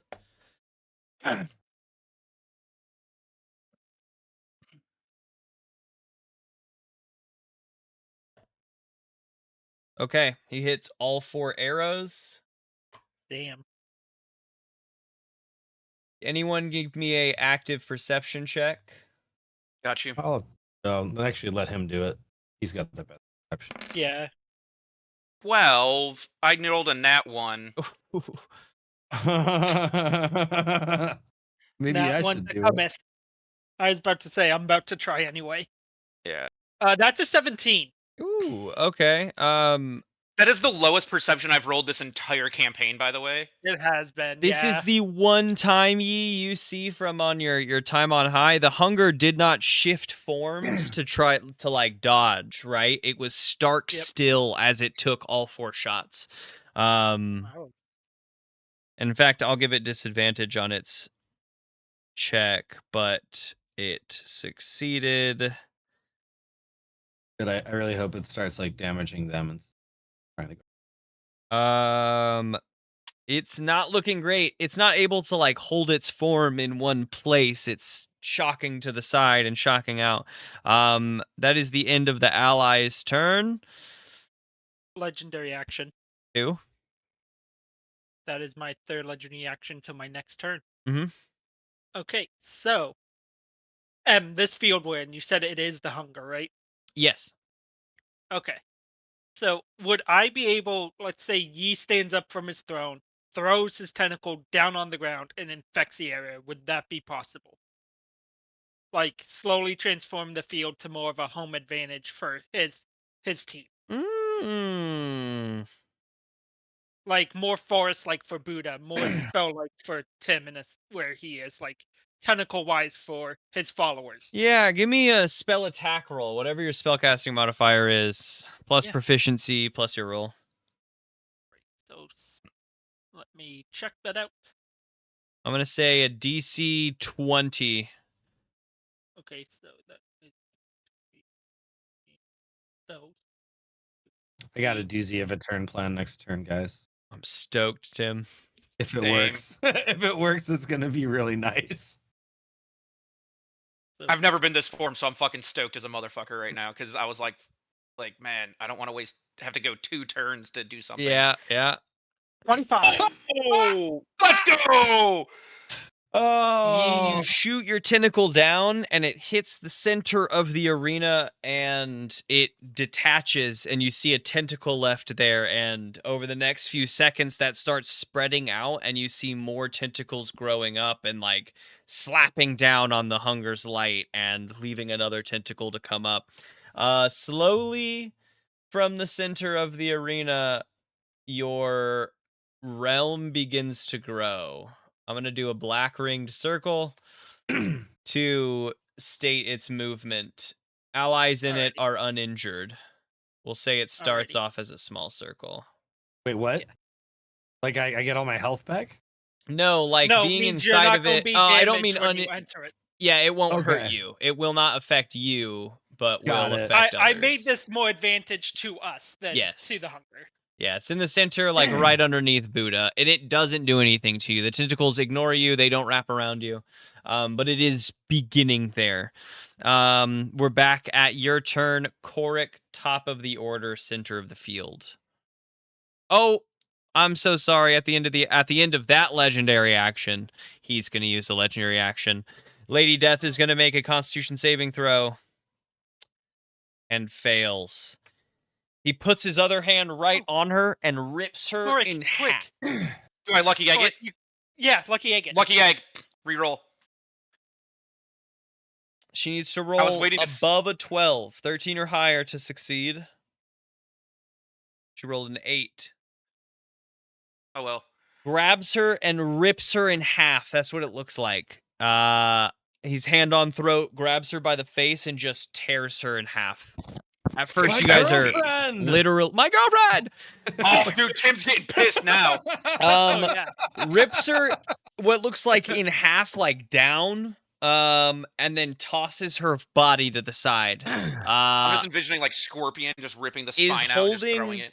A form that looks just like her but is shadowy, and he tosses it up, and the form like ragdolls and then stops and floats up and stands in its presence, and you see a shadowed Lady Death. The Lady Death that he tosses to the side, the actual one, hits the ground in a heap and does not move. And now we're at the top of the order with Korik. All right. I take...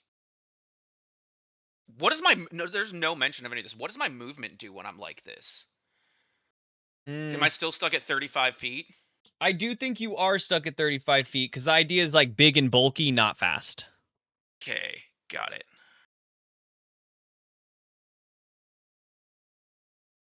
Question. Yes. Am I a willing creature to touch myself as jump? Yeah, you can make yourself jump. Why would you not be a willing creature? Are you unwilling to? I just didn't know. On myself. No. I just didn't know if that. I don't wanna. I don't wanna. Okay, it says a willing creature. I just didn't know, and because it doesn't say or yourself, that's just a general D&D question. You're a willing creature. Yeah, am I though? I was gonna say, Buddha, could you cast Revivify? That's a concentration, my dude. Revivify is not a No way. I don't have. What is it? I have True Resurrection, not Revivify. Ah.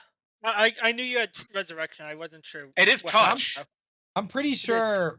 I'm pretty sure Revivify is not a concentration though. It's not a concentration either. Yeah, neither is True. Yeah, True Resurrection is not a concentration. But it's instantaneous, but it does take an hour. But could you bring Tim's girlfriend back to give us another more help? Casting time of an hour currently. Yeah. So right now, no. Okay. But there is a chance for her to come back. Give me an Arcana check. I'll say with advantage because you're so high level. Coric. 5. With advantage, you roll again. 4. Oh. It's a 9th level spell. I've never cast a 9th level spell. I don't know what's going on. You absolutely maybe could. I read about it a lot. You know, with an hour of casting, you might absolutely could be able to do this. Yeah. So, in my form, I just want to know, how often does the circle increase? It will increase at the start of your turns, like your actual turns, when you get your legendary actions back. So is this like bonus to me? Like, is that like now it's a forest, or it's just it hurts him? I'm gonna say that while in it, you get a +2 to all rolls. Thank you. Including damage rolls. Thank you, Mr. That feels like a good Yi domain. Yeah. It is 30. Just a flat +2 to everything. Oh, I don't like this fight. Fun. So, I cast my pimped out boosted Thorn Whip. So, as this is going on, my hand just reaches back, and you just watch this massive, 30 fucking foot, like 8-inch in diameter, spiked poisonous vine just come out and just go.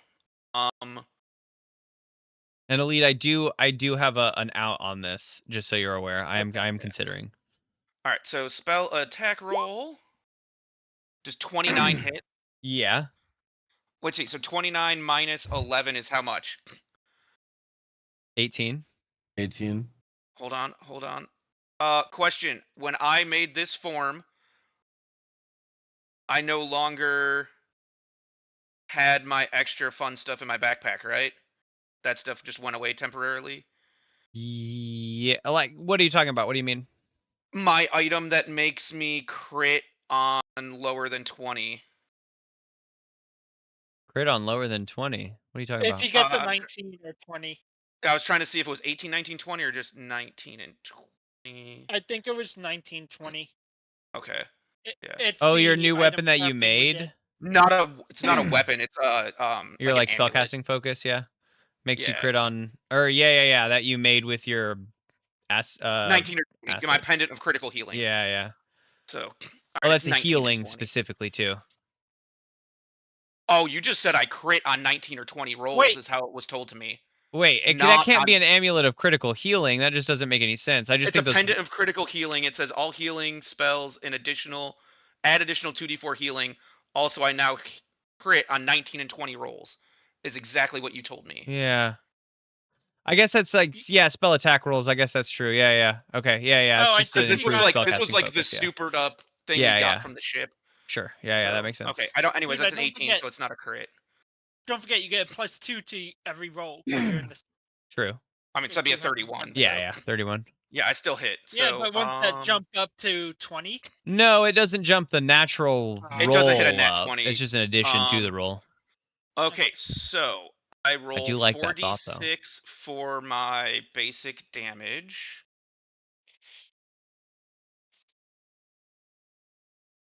To go back to this to see the extra stuff. Depending on this, if he is immune to poison, he is now resistant. If he is If he's resistant, he's now vulnerable. Yes. So, in addition to this, I'm going to need a con save roll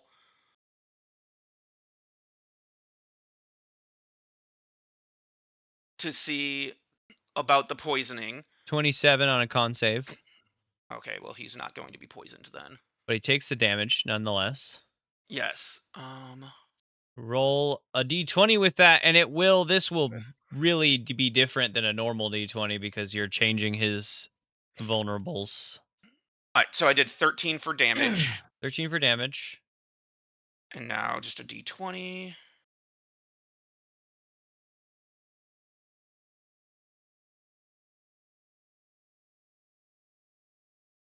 So slow. 13. 13. You shoot your arm out. It smashes into the side of this aspect of hunger and kind of wraps around him, holding him up a little bit about 30 feet away from you. He's fighting against the bounds of it. Dealt damage. Anything else on that? No, I was really hoping that he would take poison damage and get a level of exhaustion because it would automatically be 2. Yeah. So no, that is it. It's worth it. He's just got a low kind of roll, or roll kind of low on con saves. Yeah. Yeah, that let me check my bonus actions. Don't think I can do anything now because I'm a fucking. Yeah, I can't cast anything else, so yeah. At the end of I'm gonna move really quick, sorry. I'm going to move just a little bit. I'm gonna go right there, like 10 feet closer to Tim. Go. He is going to move. Shoop. Does our circle grow at all? It's going to grow at the start of Yee's turn. Okay. Since I'm the one who summoned it, it would make sense. Right. He actually is just going to angle at this large creature in front of him. And I'm going to make a luck check. He rolled low. I need you to make a...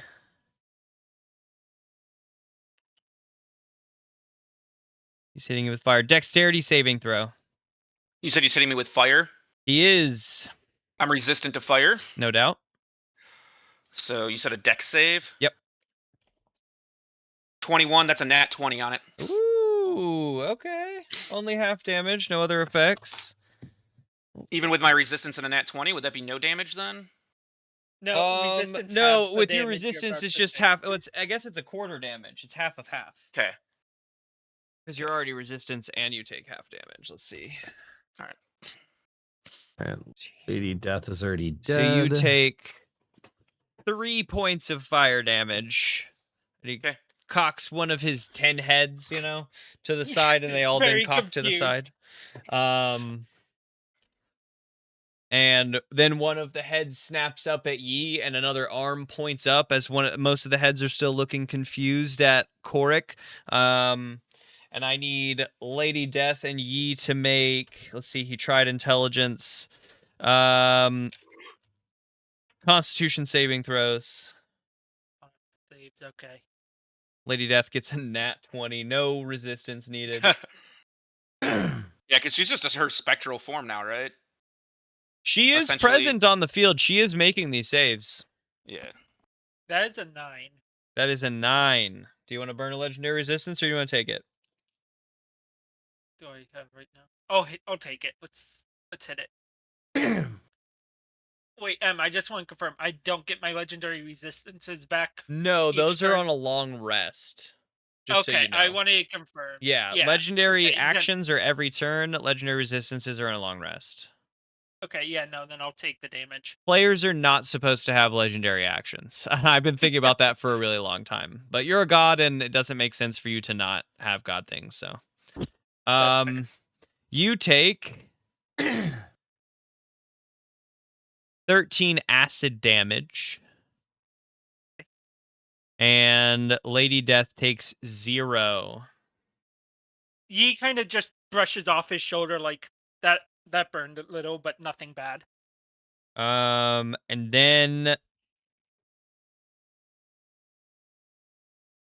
Hunger looks around at everyone on the field and Tim's turn. pops into a cloud of smoke.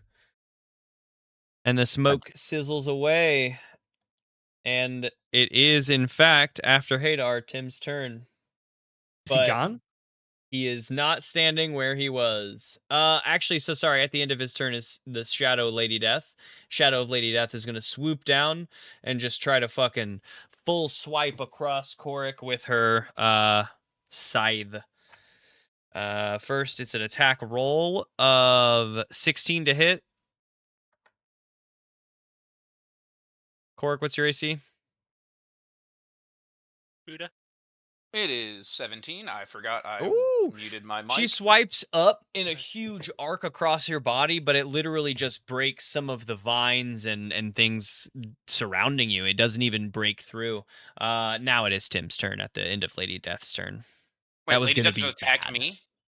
The Shadow of Lady Death did, yeah. Okay, fuck. He like ripped her in half and pulled a shadow out of her body, threw her to the ground, and the shadow is now helping him. And he snapped and disappeared into a smoke.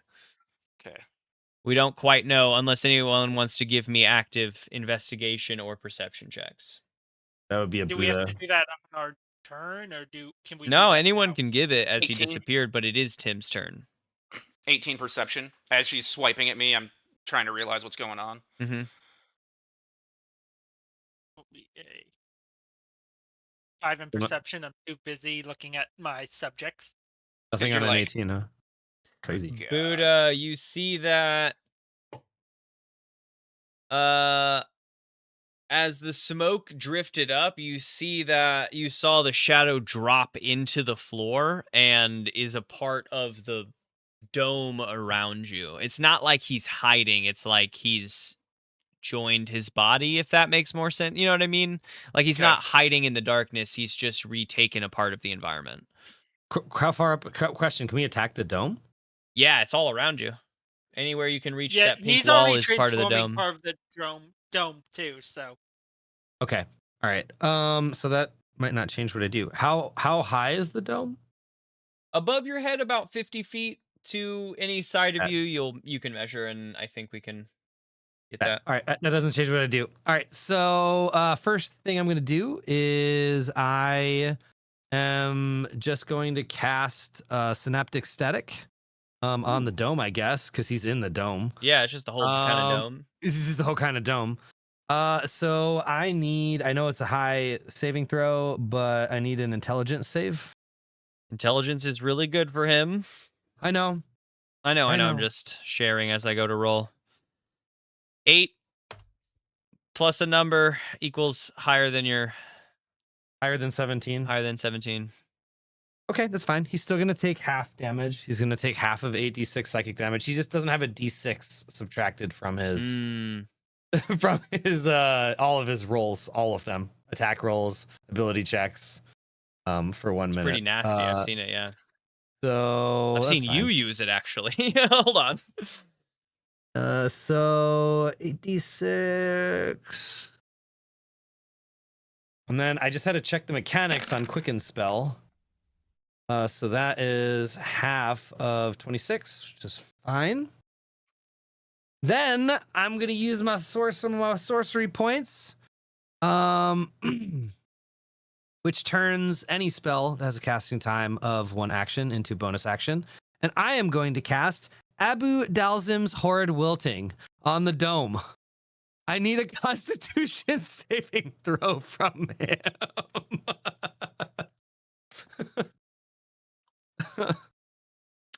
I'm gonna allow it. I do think there's something about casting 2 level 1 spells or above. I think it's a part of your action economy that you can't cast 2 of those, because one of them, I think, in that case, should be a cantrip. But in this case, we are like end game level characters. You're still burning resources to do this, so I'm chill with it. Okay. But just for like knowledge, I do think I've heard about that. Like I've been watching a bunch of D&D podcasts, and they were talking about that specific action economy in a wizard. I'm rolling a saving throw. Yep. Natural 19. That's fine. He's still gonna take half of 12d8 necrotic damage. A shitload of damage. Actually, sorry. Before you roll that, roll me 1d20 for the first damage. Yeah. Sorry, I forgot about that. So let's do that. Okay. And 7. then roll damage for the second bit. So then that's 12d8. 12. What did I say? 12d8. 12d8. Yep. 12. 8. Got it. Damn. A lot of dice. 66. Okay, roll me another Only d20. one. This is for damage. This set of damage. Only one. That's for taking my woman. Wrong thing. Executing order 66. Damn. Yeah, for I'm real. gonna go back to the simple one. It's like now the advanced one is like locked on every controller.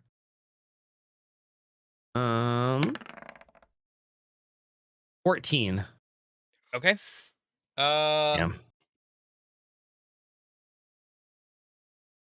Tim launches off a volley of spells. Tim, you feel yourself quickening as you're casting and doing the somatic components to do this. You feel emboldened by the presence of these 2 gods in this moment. It's probably what allows you to like move and the magic fast enough to be able to do this twice in 6 seconds, right? Your first spell fires off at the dome and strikes a whole chord up the side of it. Your second one shoots directly up at the center of it and hits it hard. And you guys see a crack appear in the top. And then it shatters down around the dome. And this black and roiling rainbow energy is now cracked with pure like white light of the stars peering through. And the cracks hit the ground, and you see them start to form and a piece start to fall of this, like we're breaking reality in terms of how the environment is starting to fall apart around you. And in its mid, in like a piece of air falling to the ground and another one jamming out from the side and totally changing. This isn't just like a straightforward dome anymore. It's unrealistic in its layout and how it is kind of forming down into place. A hand shoots down black of smoke and catches the like pieces, and it drags it back up and puts it back into place. You see the fingers like pull it back up and just hold it there, and they stay there. The pieces of this dome now cracked and static in place in the midst of almost falling. And that hand reappears on the other side and grabs and pulls itself down. And now this massive form of roiling black smoke and of these rainbow ribbons pulls itself down from the ceiling and looks down at all of you. I think that the logic of this area has superseded being like a 50-foot dome, right? Like you guys are now in an environment that is, you are either inside the hunger or you kill the hunger kind of thing. You know what I mean? You're not within 50 feet of the hunger. It's just you're inside of this space that as it pulls itself from the top, like it's twice the size of New Korik, right? It is floating down, looking above or looking down at all of you. These orbs of light spawn around it, kind of push themselves out of its body. A red, a yellow, a blue, and a green kind of spiral, and it shouts in a billion voices down at you all at once. You feel its rage culminating past the point of communication. Whereas the John that you were fighting a second ago may have been able to communicate, this is the rage of billions of people consumed and focused into one form. The hunger itself no longer an aspect above you. The way that reality shifts around you, you can feel its presence. And that is probably where we'll call it for tonight, because we're already past a little bit and we're moving into phase 2 of the fight. Awesome. That was fucking epic. Oh, yeah, that was cool. You became a god. I've been waiting to tell you you became a god for so long, dude. I've been thinking about that for so long. Honestly, I am shocked making my own colony of people worked so much better than I expected it to. You did all the things, and then you brought them all out. I didn't even have to be like, in the final battle, I was thinking to myself, like, how could I remind him of these little things that he can do? But I didn't have to do that at all. You straight up. No, I knew from the beginning what I wanted to do. As soon as I got told how to use these, I was like, this is what I'm doing first. And this is why it doesn't fully make sense that we move into just like you three adventuring again after this. But I think anything can go. If you're a god, you can throw an aspect down and just adventure with your buddies. You don't need to be killable. Who cares? You don't. They'll just wither away and I'll just head back home. Yeah. I guess this aspect's done. Every time in battle it gets killed. Or fun fact, he plays a new character, and since he did this to me, Yi is my deity. It's pretty good. And if I go to pray to him, then I pray to Yi. That's pretty good. And then Elite could then play his character, like if we found like a new adventurer or whatever. And then Jeff? he plays Jeff. We're gonna power level the fuck out of Jeff. My name's Jeff. Oh yeah, no. You guys will be level 17 and Jeff is level 6. Yeah. But Jeff can slay gods with him by himself. He's got one really cool sword, but he's not a higher level. You can outfit him with whatever he wants, but Jeff is still Jeff. So the umbrella's gone because it's summoned into Yi's hands. Yeah, it is part of Yi now. Used the umbrella and became a god. Light of creation Yi essentially is within. is the light of creation. Hadar is... You took the shiny thing and you stole it, motherfucker. Hadar is her own power, right? Thing. Yi is now virtually a god of the light of creation. Fun fact, what if I use the magical black mechanical thing? Can I is that considered an action if I'm in the bond generator? Oh yeah. Can I still use the bond generator in my form now? Sure. I'm just gonna fuck everything. I summoned Yi from the first day I met him. I haven't even tried to use the bond generator yet. Yeah, I figured yours would be a little tougher. That would just bring present me and old me together. I don't know. I could roll shitty. Like I've rolled shitty before. Yeah. You know, 100%. It's just so it's so much less likely. At the point you need it. Yeah. I was really hoping he was going to fail both of the saving throws. That would have been so much damage. I know. I was hoping you put him in a mental prison. I know, that would have been good. Some of those things were close. I will say, based on your fight, the Hunger has 2 legendary resistances left. I do have 192 hit points right now, which is kind of fun. That's a lot of HP. Yeah. Yeah. If 82 go down, though, then I lose my form. But I can still do it again because this didn't expend my... Oh, yeah. Hey, since he used a legendary action, it says I can only do this wild shape once per long rest. Do I get another one? Can I go back into this form? Since he used his legendary? Yi, give me a religion check.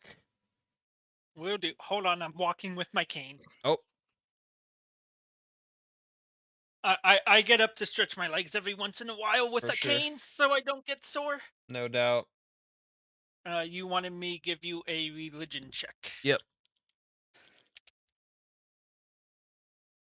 Oh shoot, I clicked in, didn't decide to type.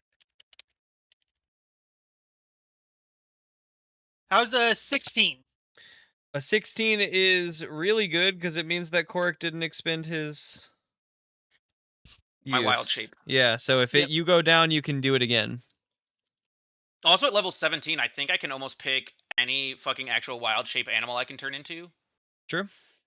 There might be some limits, but I don't know what they are on a there's high level couple druid. because I I was about didn't to say do Circle of the is it the moon? Like they Yeah, have moon.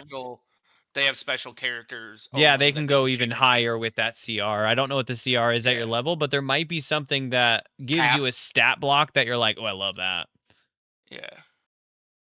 But congrats. I was looking Praise it to up be the one day Buddha. and I'm like, well, any of these aren't as powerful as my Blightwood. So Question: how long were you planning on making me a god? Like, Since I you want to know, prayed to like, those how dudes long. that first time when you snuck away from your group, you had done a few things with the light of creation before you did that, and I had absolutely no idea what it was going to mean. And then when you snuck away and started the cult on that one planet for the year, I like really set in. I was like, okay, so he's got a congregation. He's been giving pieces of this thing to his god. He's like in her favor, etc., etc. Yeah. Since you made that cult. So this would have been really funny if the Bramblethorns would have gotten, if he would have failed all 6 of those throws, he would have died from exhaustion, and Yi never would have ascended to, like, we never would have seen his ascension. In that moment, I had already thought probably that if that went so bad he failed all 6 rolls, we would have just moved on to phase 2. My fear was that, or it would have been like because he is a god, it would take 2 exhaustions to equal 1 or something like that. So it could have been no matter what could have burned enough legendary resistances to not have died outright, but still it like being 4 levels of exhausted even if he burned his last 2 would have been nasty. Yeah. That would have, yeah. Because it sucks that my only 2 attacks right now, 3 attacks: Spike Growth, Thorn Whip, and a melee punch. Spike Growth does the most damage for me, but only pretty much if a character is on the ground. Right. So I know when we return, we'll be picking back up with me. That'll be fun. Yeah, I cannot play next Tuesday. I have a Blackhawks game. Okay. So no, that is fair. My next availability is the 24th.